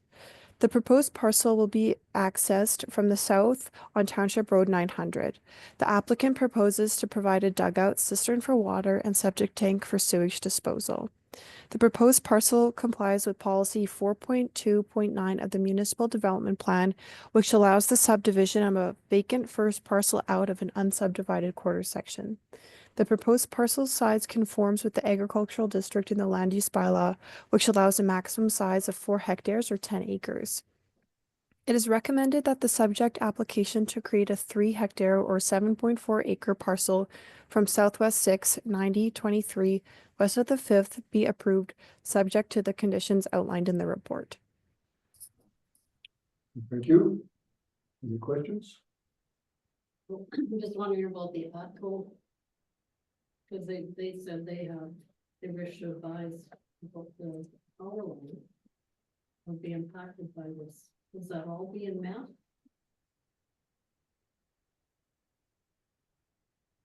Did you hear the question, Gil? No.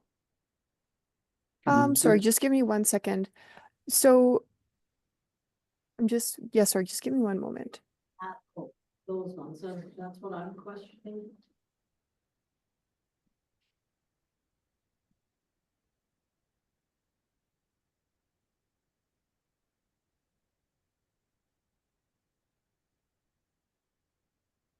What was the question? I don't know the other question. They just said Well, that- they just said that they wish to advise that the existing power line facilities will be impacted by this. They will be approaching the landowner. So is that not part of the?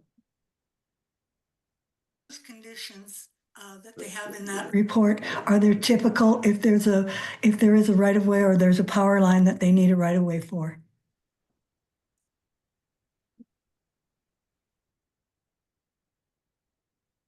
Thank you, Debbie. Did you hear that? Debbie just provided an answer.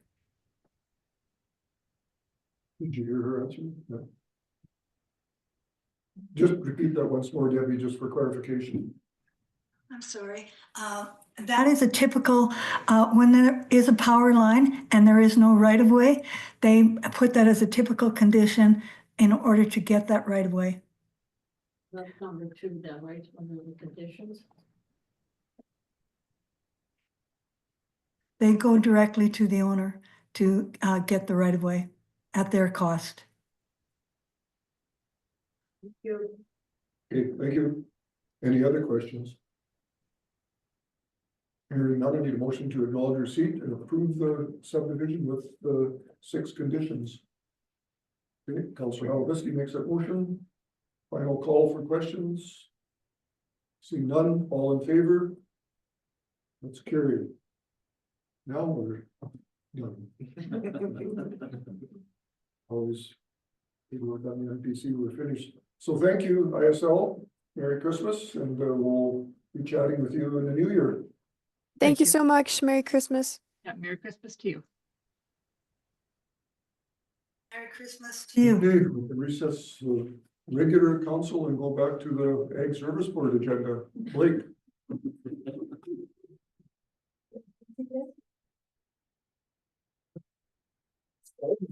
Yeah, it is. What? It is cold and yeah, you got your. That's. Okay, so we're going through these resolutions, and I think we left off. Five, I think we just finished. Kind of said that, Unless you had any questions further on that. that we want to create more bureaucracy, and this is, we're handling it quite fine the way it is, so. Yeah. So let's move to number 6 and the rural veterinary student support, which. What did I put No on there? concerns, I No don't think concerns. anybody will have any objection to that, so we can do number 7, roadkill carcass disposal. You had some comments on that? Another one where there's no evidence that's ever been proved that improper roadkill carcass removal could be a vector for any of these diseases. I imagine there could be small potential, but it's never been quantified. I find we do so many things as a municipal, provincial, and federal government. We make decisions on things we don't really know nothing about. We just claim to know lots about. This is kind of another one. I'm not opposed to it, like under the Animal Health Act, which we're kind of tied in with the provincial chief vet as authorized persons to administer the Animal Health Act. They have all these regulations for disposal. Like, so if you have a cow die on your place or a bunch of chickens die in a barn, there's these protocols you should follow for proper disposal.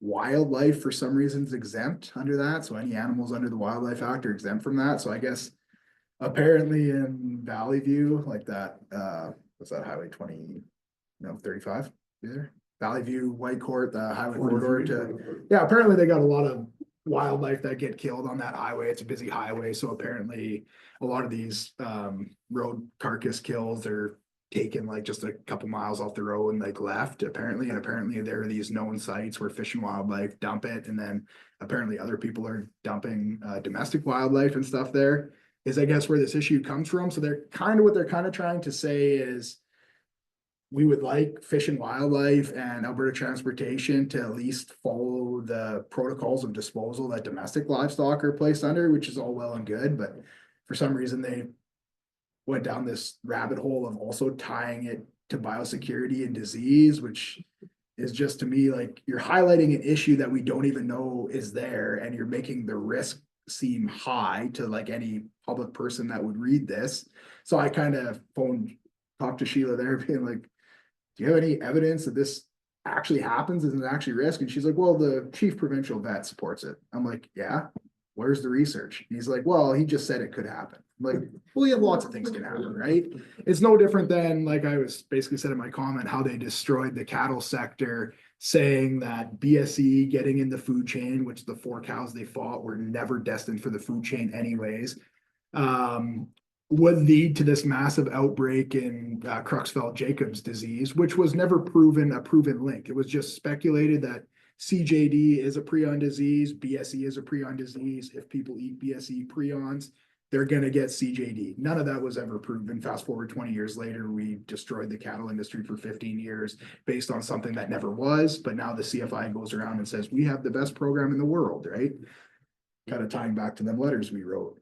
So that I was just saying, like, why would you highlight all this stuff when we don't even know if this is possible? It's never been proven. And she just kind of said, well, my council thought like it was a good idea to help push this through. And it's like, well, I guess, but it was kind of a good issue on its own, just saying we would like wildlife disposal to follow the same regulations that the Animal Health Act does for domestic animals, which is like a good enough issue on its own. But then they brought in all this other stuff, which to me, like, I'm not opposed to it. I'm just not really sure why we went there when we didn't have to go there. That's my only comment. Well, I can see they have a lot of wildlife, a lot of roadkill in a busy corridor like that, and people are just taking it off the road and dumping it. And Yeah. I mean, up here, we get lots too, but I think the ravens and the coyotes take care of it. Nobody actually goes and collects it. Well, that's the other concern I put in there. We actually have 2 people, one in the north, Byron Wolf, and then fairs down south, that you're not allowed to bait wolves with domestic livestock because of the training them to eat the meat and predation down the road, but they're allowed to use roadkill. So a lot of times you'll see Byron Wolf and the other guy driving up the highway with a trailer, and if they find roadkill, they're allowed to bait with wildlife, right? So they a lot of times are picking that up. So when I was asking her, like, do you not have anybody that runs that kind of business there? Because I was asking her, are there implications in what you're asking for? Well, all of a sudden, that'll not be deemed as a proper disposal method under the regulations, and now they'll be denied access, because a lot of them work with Fish and Wildlife saying like, hey, if you get a call about one to be picked up, let us know, like we'd rather have it, we drag it away for you so you don't have to. It's kind of like a mutual agreement, and I think even they fill out a permit, because to transport wildlife that you didn't actively harvest yourself has regulatory implications as well, so they fill out the paperwork to do this. So I was kind of asking her, like, what are the implications you guys are potentially applying, and will these businesses lose access to that? Have you thought about that? And she kind of touched on that. So I don't know if they know that there are some people that use that as a business thing, but we do. That is one issue, I guess, in our county, because there are 2 people that I know of, and there may be more, that utilize the roadkill for their outfitting, right? I think there's a few more. And I guess it's not even really a problem in our municipality, because No. between those guys collecting it and between the Ravens taking care of the others, I don't think people are bringing their cows and dumping it on top of their dead cows and say, well, here's another one for you. We had an issue once, but we just phoned the brand inspector, said, hey, you want to come look for a brand or a CCIA tag and try to like track where this animal went? We had it once in the 10 years I was here, so it's not a major issue, but. So what would you suggest? Support this or not? Just it's asking for something that. I like what they're doing. I'm just not sure, like some of these things, sometimes we have ideas, and we've seen it with how we do pesticide returns, where we used to collect them at the county and then they would show up in shred. Now they go to bags back to the point of collection, and they have to be bagged, and then the government spends like 4 times as much money as what it cost before, because now they have to compact them, bring them to a different site, wash them, and then shred them, whereas they were doing that all on site before. So the only thing with these is like resolutions, sometimes we have what we think is a good idea, and then we put it out there, and then the solution, we give it, somebody else develops the solution for us, and then it actually becomes worse than before, and then they just do it anyways, like the jug collection, where it becomes 3 or 4 times more expensive than before. So it's like one of them things where I like what the idea is and trying to have them standards and prevent what they're saying, but then that's what we're asking, and that's the idea we have, and we've all had that where we thought this was the idea, and then somebody gives you the solution, and you're like, it's not really what we wanted, right? So that's the only thing I'd be cautious with this one. What are they expecting to do this? Well, they'd have to follow their classifications of proper disposal, so that'd be like a buried pit, a common pit, liming, stuff like that. So if these people are So taking who's these, gonna do that then? well, Alberta Transportation and Fish and Wildlife, but then if these other people are taking these off-site, as long as they're far enough from a residence or whatever where they're baiting, which lots of times is far in green zone, are they exempt? I just maybe like to see that for those people that exemption did exist. Just because we do have at least 2 operations, maybe more, that utilize that as a business, and like quite a profitable business. They're selling wolf hunts for a decent kind of money. From a firefighting point of view, I mean, we requested, was the Alberta Transportation and its subcontractors supposed to do traffic control when there's like an accident. And I haven't seen them on site once in the 7 months I've been on fire volunteer, Yeah. not even once. So I think that's part of the issue, is a lot of the stuff is, people just drive by it, pretend they don't see it. Oh, I didn't have to pick up a deer. Where's, look the other way, right? And leave it there. So I guess we understand what they're up against, but we don't really support it because we don't see it as, it could become something more than what they asked for. Yeah. And like same thing as this one's got formatting errors, like the 2 therefore be as is at the bottom. They're not tabbed over, right? But like, I guess whoever has the clickers will make that, see how they present it, and well, and what was the discussion on it at the regional level? Because sometimes even at the regional level, I don't think there was much debate on it. yeah, like, cause if it's just like a few counties that have these issues on major corridors, like say there's like 6 counties. If it's not like a whole major issue in everybody's county, it should just be like, well, maybe you guys just kind of lobby on that. Like if it's a jurisdictional thing, like you don't like the way Alberta Transportation operates from Woodland County to Valley View County, maybe Woodland County, Valley View County get together and make those networks with Alberta Transportation, say, hey, you guys aren't doing a good job, like you can't keep doing this, right?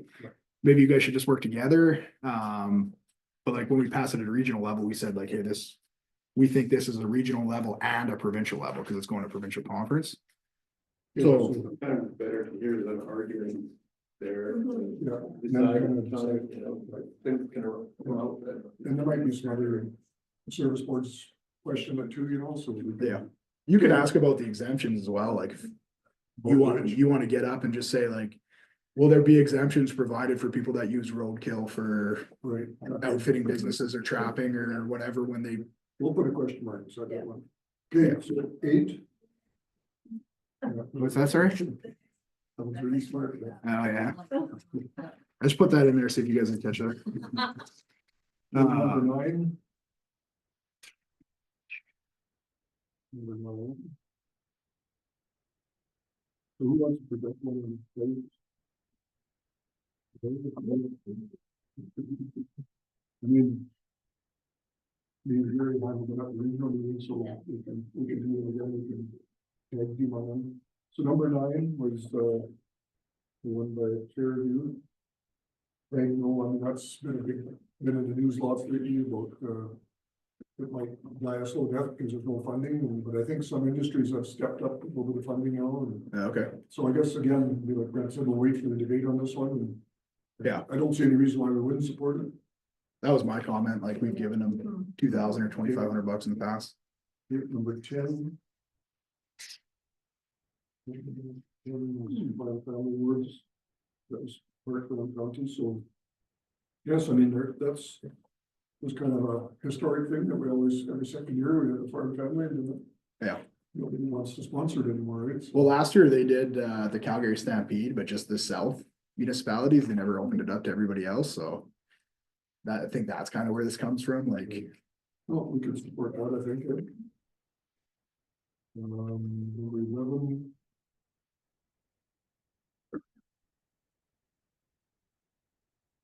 On the third. yeah, I just had questions like who's gonna be doing all this stuff, so therefore be it resolved is that the Minister of Education work collaboratively with the Agriculture Service Boards, rural municipalities of Alberta, and Ministry of Agriculture and Irrigation to establish a dedicated funding stream aimed for agriculture and education. One of the things that's always been an issue is like, who is showing up to deliver the education? I think Napera does some stuff when they're invited with the schools, but that's always kind of been an issue, is like who's, sure you get the funding, but who's gonna administer this education, right? But it's another thing they should probably honestly develop a policy position on, because it seems like every year there's something about education, agriculture in the classroom. I think the common theme is that they realize that. We have to get that in their curriculum somehow, right, that there's more education on where their food comes from, and but agriculture is not such a bad industry as, you know, some of the liberal thinking and trying to paint it as, and. Yeah, Okay, so we can support that one. yeah, I'm not opposed to it. What was the next one? One was number 12. Way outside my realm of expertise. I'm not sure if Josh or Gerhard deal with anything with charitable gaming. The only thing, maybe like some ag societies utilize it for funding, but I don't really feel it's a necessarily an ag issue, like, but So ag societies aren't allowed to go to casinos, and I think they are, yeah. I think like that's the only thing it would have maybe implications for, is people trying to raise money through ag societies. I'm not sure if it's a particular issue in our municipality, because I don't really belong too heavily committed to an ag society, but yeah, well, we can support that one. yeah, I'm just honestly know nothing about it. You don't think that, that's what you say? The last one is years ago. ours, and this one, I don't know how much support we'll get, but it makes perfect sense on our side, like from our point of view, that Yeah, these resolutions. You know, they go to the provincial committee who aren't necessarily educated in them, right? That probably the resolution presenter should have a say in them. So I don't know. Okay, well, We're gonna support the last one.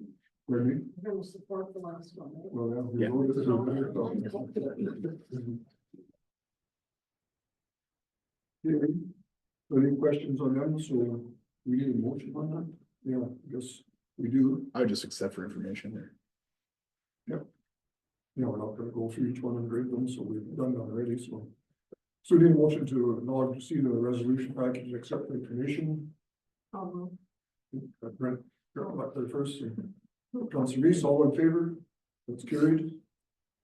I have another issue in there at in the resolution package, they want to discuss funding. In the past, it's been decided that they want to fund an admin position for an executive assistant there, which is currently Linda. She's the same woman that deals with Ag. No, you guys met her on the video conference. We used to be kind of under the wing of the agriculture and forestry, and they used to provide us a staff member that did kind of our admin assistant work. Since then, they said, you know what, because there's too much, they work for us, but they're pushing things for you, that it should be arm's reach away. So then we got funding to hire our own admin assistant, and that funding has always been speculated when it'll quit. I think the last funding cycle ends in 2025, so they propose charging a fee for every municipality to fund admin assistant. So I think the proposed fee is $750 that you'd pay a membership fee for 2025, and then 2026 they're proposing $650, and that is to start making like a collective pool of money to fund an admin assistant when that funding dries up, and if it ever does dry up, and just have like some contingency funding. Some years they might say, hey, we got funding for this, we don't need to fund it, whatever. The issue I have is they want that funding to be managed by the AAAF. The only thing I'd point out to you guys is the AAAF hosts the Ag Service Board Conference on behalf of all the municipalities. So 400 to 500 delegates. They charge a fee to attend the conference.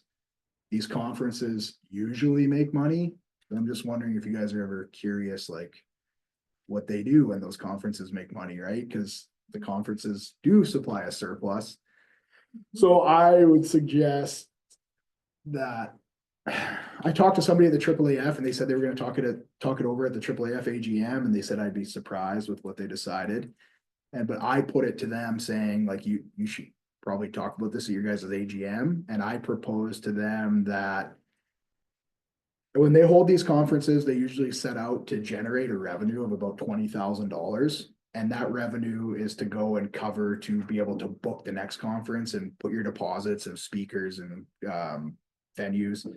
So they usually try to run about a $20,000 profit on these conferences. What I propose to them is sometimes the conferences have generated over $100,000. And I said, maybe when you go over that $20,000 and you have no policies on what you do when you overachieve, that money should be used to go and offset the cost of the admin assistant. So it could always trail a year later. Like they figure out for 2025, the conference made $55,000.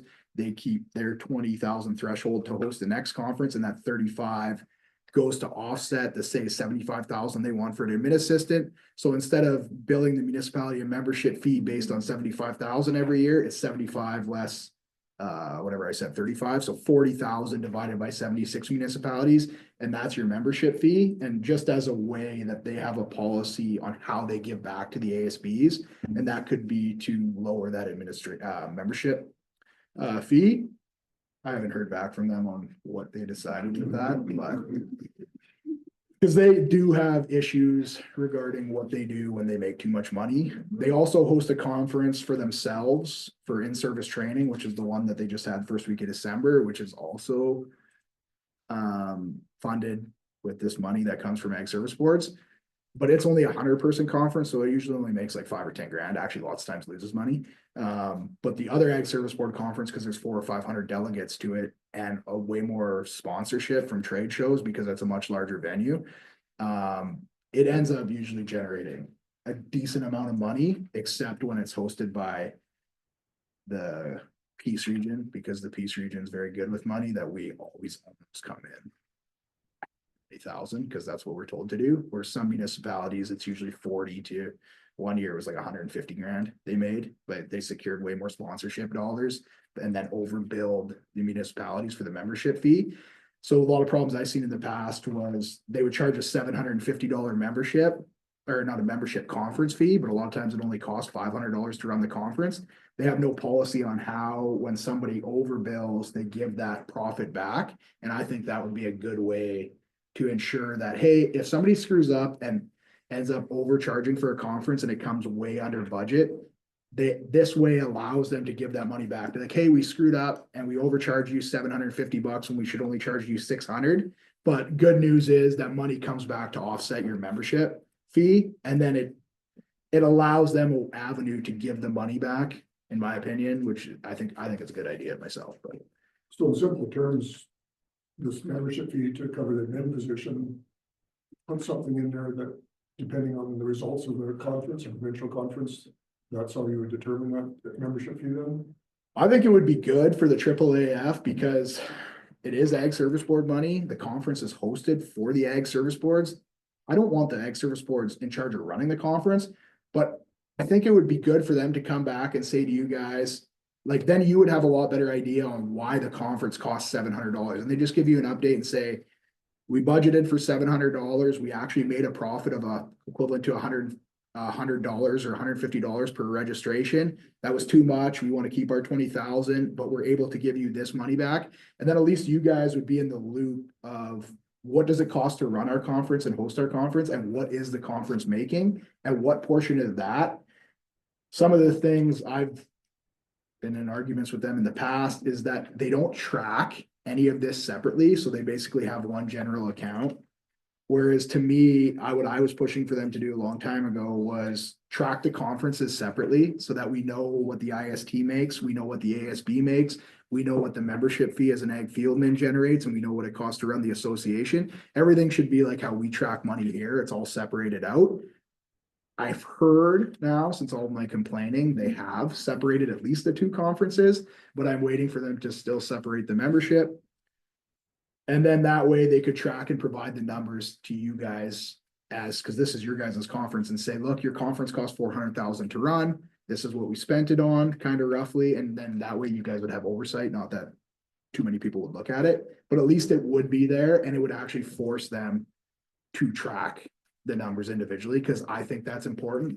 So the problem I've seen in the past, when all that money goes into account, and it's no different than how everybody is in life. When you look at your bank account, you go, oh, there's 100,000 in there, you start spending money. And then when there's 16,000 in there, you really pull in the purse strings, right?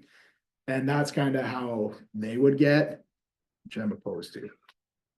So I think that's a good idea. One, for ASBs to know what it costs to run the conference, what the conference makes, because the Ag Fieldmen are a nonprofit society, so we should not be making 100,000 on a conference, right? Without somehow giving that money back to our membership, which is you guys.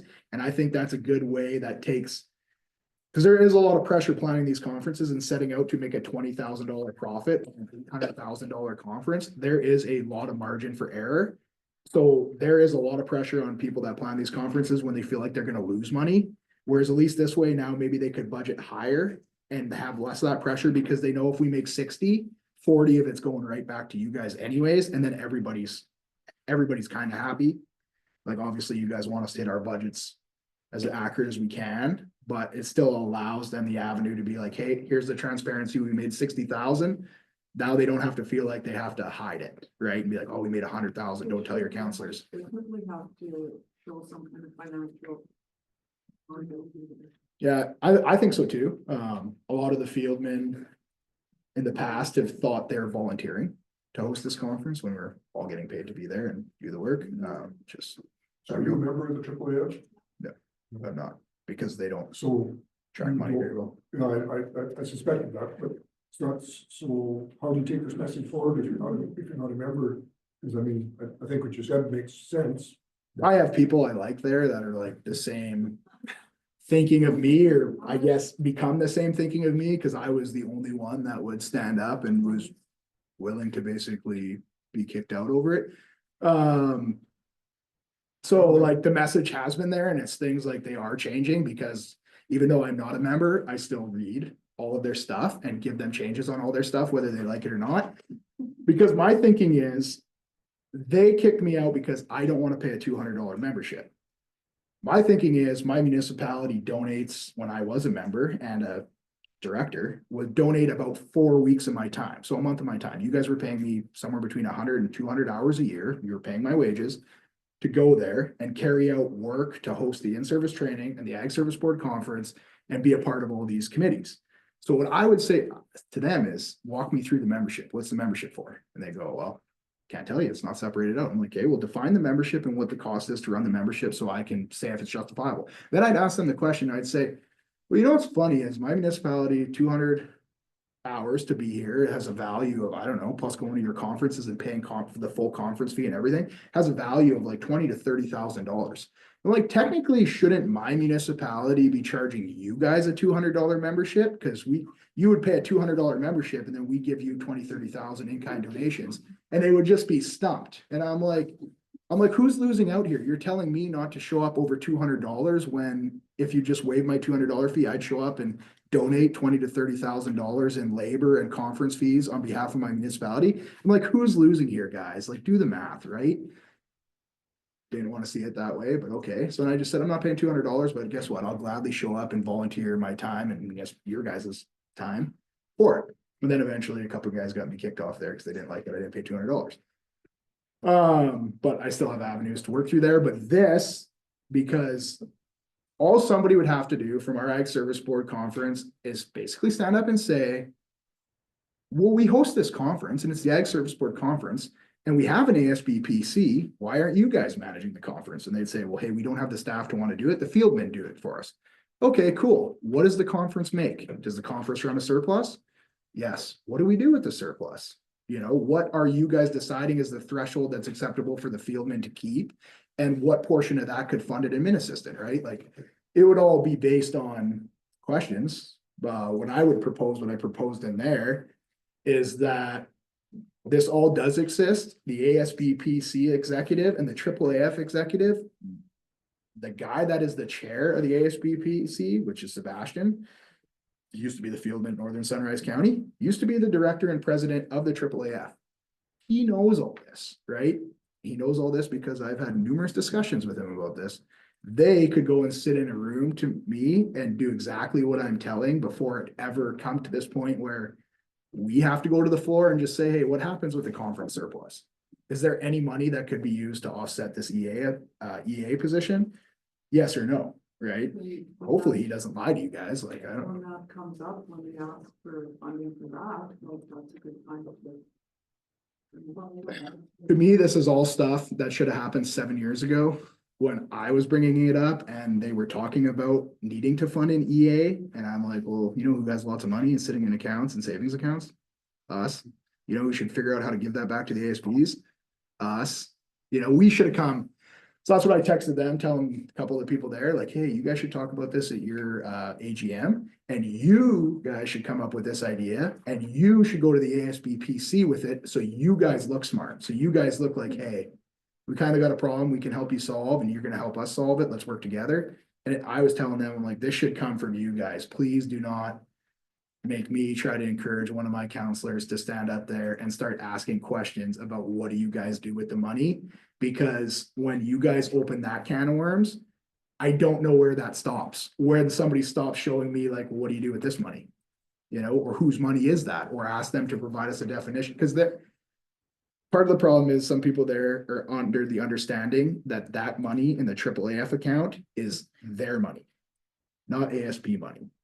So there's ideological issues with some people there that think they're volunteering and that is their money and they will do whatever they choose to do with that money. Which maybe at the next chairs meeting, we have to bring this up. I don't know if there's a place to bring this up at the provincial conference. I mean, you've seeded the idea already with AAAF, right? So they know whether they act on it, I guess. I got to phone Sheila and see what they said. She told me I'd be pleasantly surprised what they've decided at the AGM. So I'm hoping they had a come to Jesus moment on their own. Well, Say that was your idea to begin with. No, I don't need any credit at all. I just rather than do the right thing myself. But that chairs meeting that they have there, they've budgeted 30 minutes for it, so it's like, can't even talk about anything I wanna talk, so I can talk for 30 minutes. Definitely mention it, right? We might Good, have bring it time up. to debate it or not, but. Okay, well, good on you for, The only thing is, I still think he should be on that committee. You know, I mean, why, you know, I mean, to me, they need someone like you there. That was my biggest problem when you said you wouldn't do it We anymore. have like 30 members when I was there. Yeah. When I first started this, there was like 3 of us. And then I started pointing out all this stuff and basically turned into a pariah. Josh has actually met other fieldmen that are like, oh, you're from County Northern Lights. Oh, what's wrong with that guy? And then Josh has to be like, well, he's actually like my best friend. And he's actually not completely on I the usually say second though. So like, so you're saying that not all three men are members then, or other than yourself, or? part of the issue is everybody used to be a member, but then nobody would check in on things that people actually paid their membership until I was saying buying us a $330 Gore-Tex long coat for riding horses when none of us ride horses in the rain or inspect in the rain is not good money to spend the membership on, because that was like our whole budget for what it cost around the membership. And I would say it like to mean just say like anybody that thinks they should get a coat and put it in there, and then I'd say that I'm not a member, well, then they started looking at me, and then a lot of other people, not a lot, like 10 other people quit paying their membership as well, so then they started cracking down on it because they were gonna lose some money. And then I would ask them, I said, just define what a membership is, what eligible expenses to run a membership is, and I'll come back. And they said, no, but this is what we're gonna do, we're gonna pass a law on the policy that if you don't pay, you can't come to any of our meetings. So I'm like, oh, kind of put the cart in front of the horse, I would define the membership first.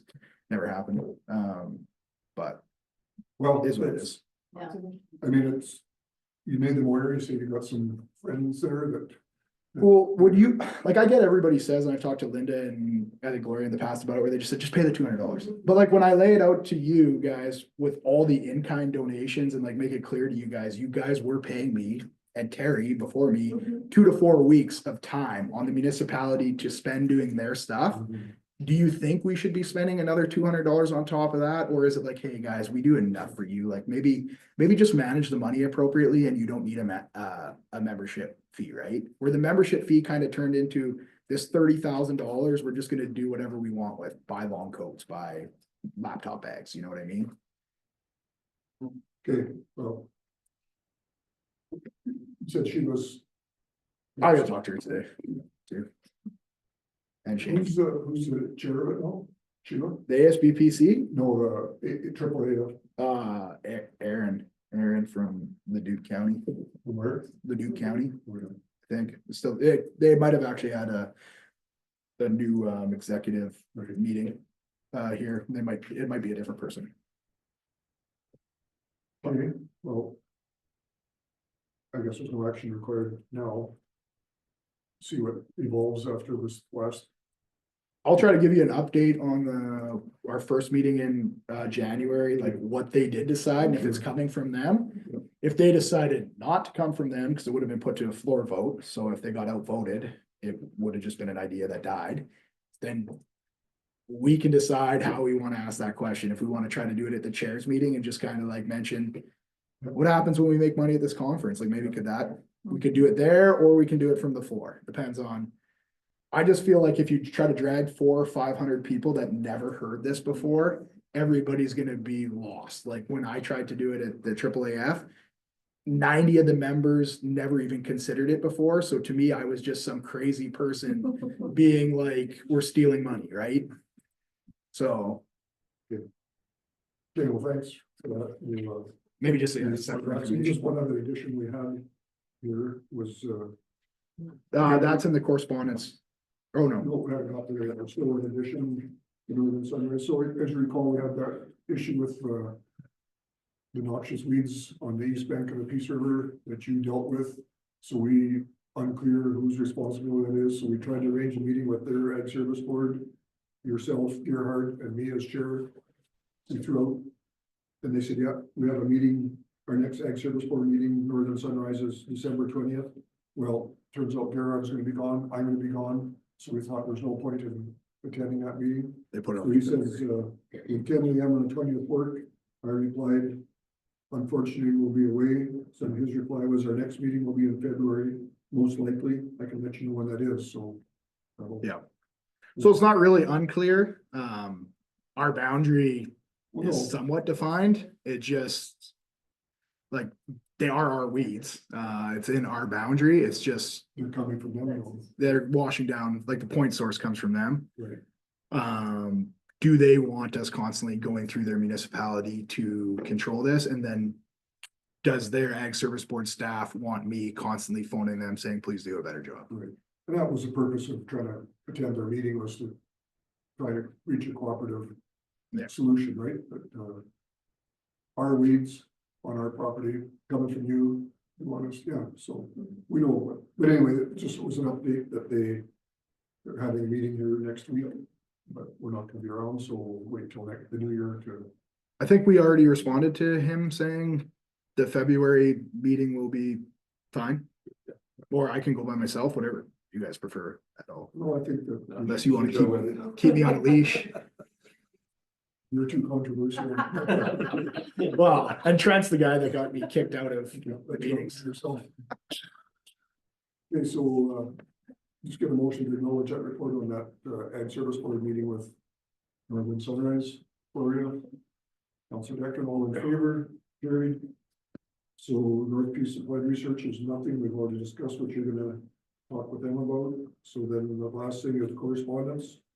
There's a little info package that there for your review. Yeah, the only thing I want to touch on with there is there actually has been quite a few letters referencing Bill C-293, probably like another 7 or 8 since this package was sent. The only concern I have on a lot of the letters other people are sending are they're open their letter off by saying that we largely support the bill. The only clause we have an issue with is this alternative fake protein meats ones there. We rushed to get our letter out, so I kind of trusted somebody else read the bill. So we kind of only reference those things as well. Just so for your information, the bill does have a bunch of other crazy stuff in it, like where the government can completely take over the entire supply and manufacturing chain. They also, as a provision to, because a lot of these zoonotic diseases for pandemics are coming from that interface where like agriculture land in Asia, a lot of jungle, and then they have the animals overlapping with the people and supposedly spreading from animal to person. So there's actually a clause in there that would prevent any more deforestation, which is kind of like a major issue for us because it would not allow us to open up any more land for agricultural use. So they want to freeze that.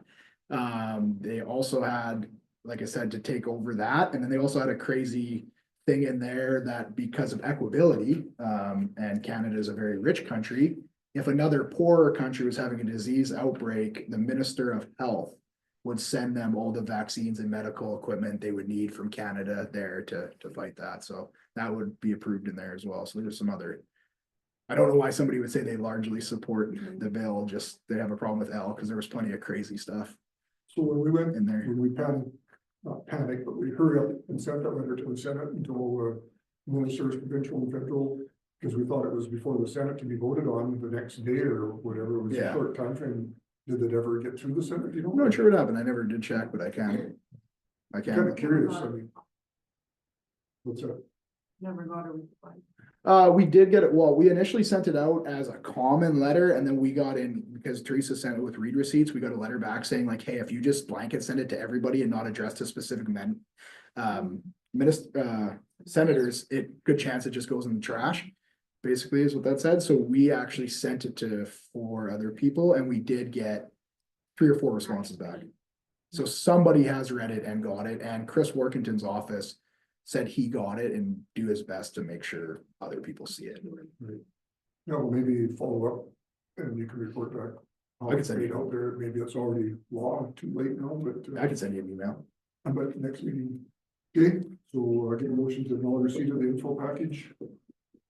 Gary, Councillor Thies, all in favor, carried, and we'll adjourn at 12:05. You know, that took a lot longer than anticipated. Okay, thanks, Mike. No problem. Have a good afternoon. So we don't have much left on our regular agenda, so we might as well power through it. Page 2, you reconvene at 12:06.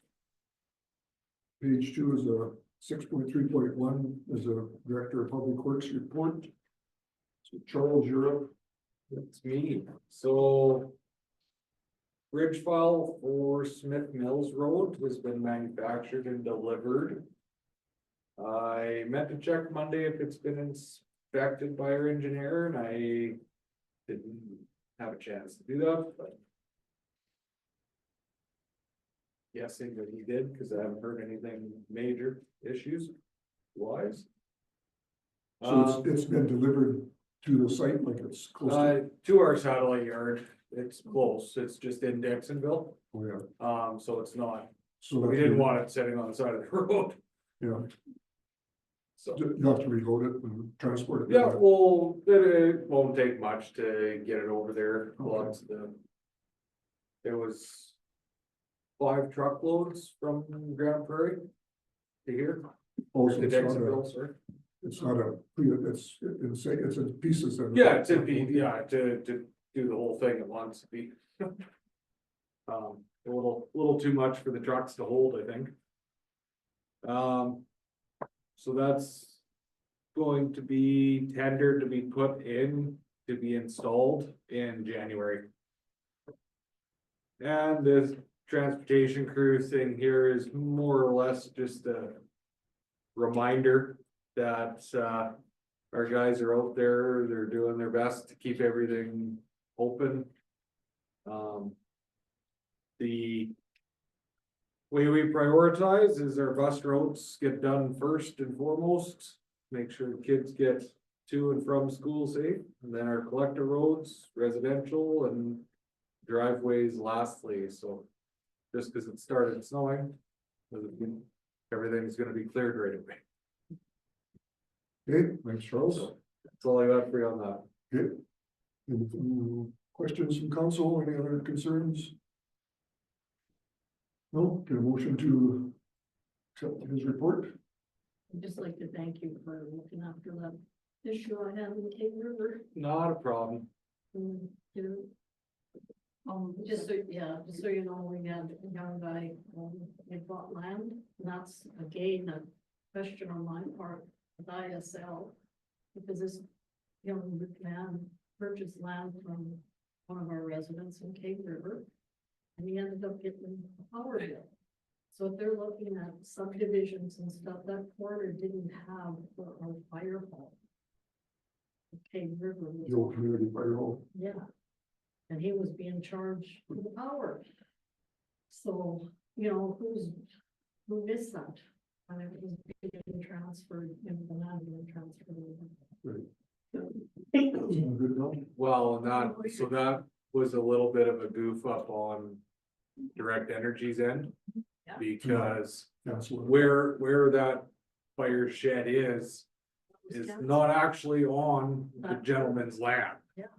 So they did a title search, went, oh, okay, well, this is the guy that we're gonna send the bill to. And we had actually discontinued that service back in 2022. So it was very strange, so it's hopefully done and dealt with, Okay, Councillor Sinski's. and not our problem. Do you all receive the DPW report, except for information, all in favor? Carried. Charles, the next one, 6.3.2, item A, request for decision. So. We're getting a freebie for the last how many years, but nobody want us to. Oh, believe me, there are many jokes made about this when I was in Mr. Young's office, but.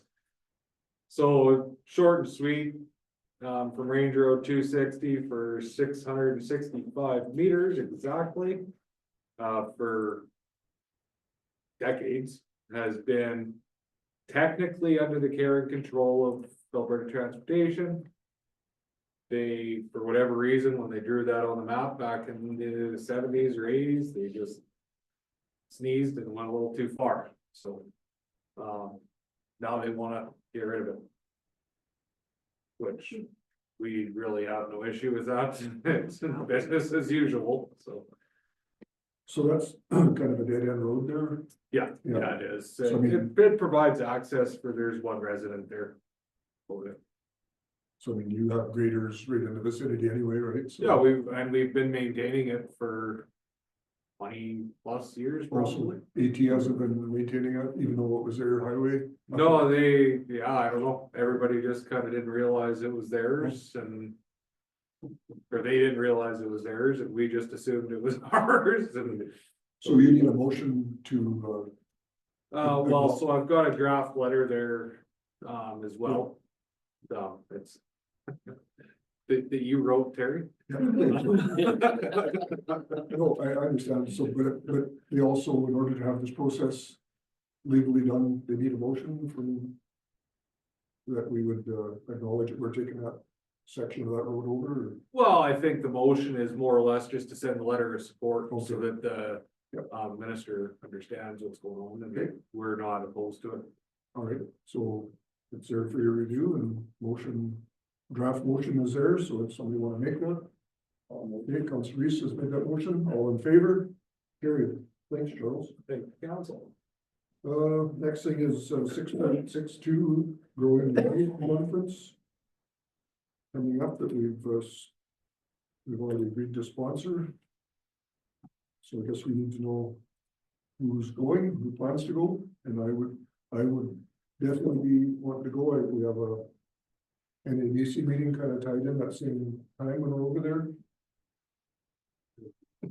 Gary would like to go as a Greta representative. Anybody else want to go? That's two, so if anybody else does, then you're gonna have to pay for it. Well, But early bird pricing. well, I mean, we're not opposing anybody else wants to go, we'll definitely pay the registration, so if any interest to go. And I probably won't again, Terry, that is a terrible time for a conference for me, So so. what you get, I don't know, if we need me there, I'll go.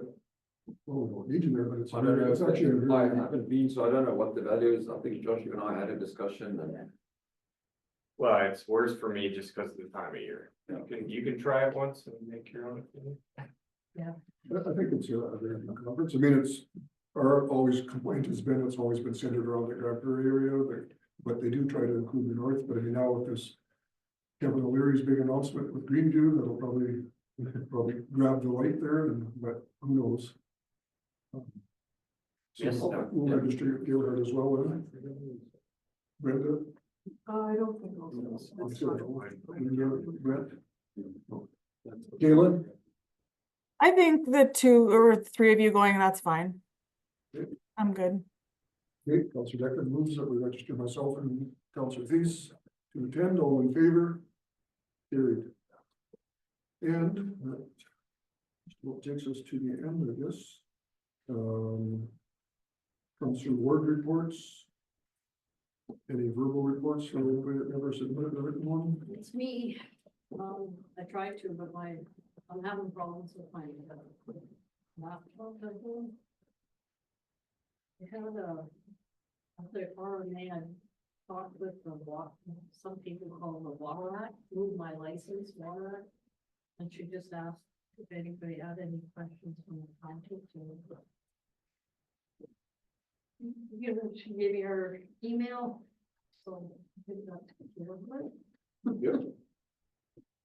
What was the lady's name on that? Sherry Usher. Oh, okay, yeah, Yeah. we've already talked to her. Yeah. Okay, any comments, with the motion to non-receipt of the written and verbal reports, except for information, by Councillor Thies, all in favor, carried. I was gonna finish something else, Joe. Oh, sorry. No, that's okay. Okay. Good enough. You want to get out of here? No, we got all day, No, if you have something to add, okay, you're good. yeah. Okay, info package, bunch of additions, any comments coming out of it? No. Okay, we'll, the motion to acknowledge receipt of the info package. Councillor Holzewski, all in favor, carried. Open mic, Dan. Aside from receiving checks or invoices, what other ways has the county been affected by the postal strike? If there is. Well, receiving and sending, right? Yeah, so we both receive and send invoices through physical mail. we deal with a lot of things in mail, so just like everybody else, sending and receiving clearly, but predominantly utility bills and payments for paying people, right? Other than that, we don't, I mean, of course, when the tax season comes up, but hopefully the strike is settled by then. If this drags on until May, you and I will have a very different conversation, but it will still be 7,500 people that can't get their tax notice. Many 500 or parcels of land. That's how many tax rolls we have, right? So, It also affects anybody getting their T4s and stuff, that they don't. Right? It's, ultimately the same issues as any of their business. Yeah. so your newspaper still gets delivered to Shaw and Manning, but I don't think the rural people are getting anything. So they're probably stacking up there somewhere. Yeah, I'm not sure. They can see it online for free, so. Well, but remember, we got a aging population that doesn't, don't know how to do that, right? So, so that's probably one thing that, I mean, you're reporting to paper, a lot of people probably aren't receiving it, they get mail and I don't know King River, but I know like Hotchkiss, Naughty Cuban, North Star. I get my mail in town. Peace River's, there's on strike, so nothing goes through. Nothing there. Nothing So yeah, probably a good percentage of our population isn't getting that. And also all of the Amazon orders for Manning and area are being canceled after you place the order, so that impacts us, believe it or not, here, but predominantly personally for Christmas reasons. All of us. Now you have to go in the store. Yeah. Anything else, Dan? No. No, you're good. Okay, well, we're going to take a little bit of a break and then we're gonna go on camera, so Merry Christmas and. Merry Christmas. Yeah.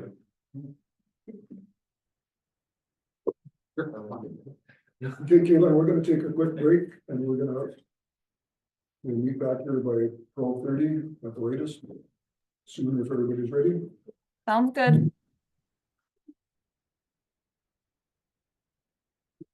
Better do the same thing that they do, do it paper.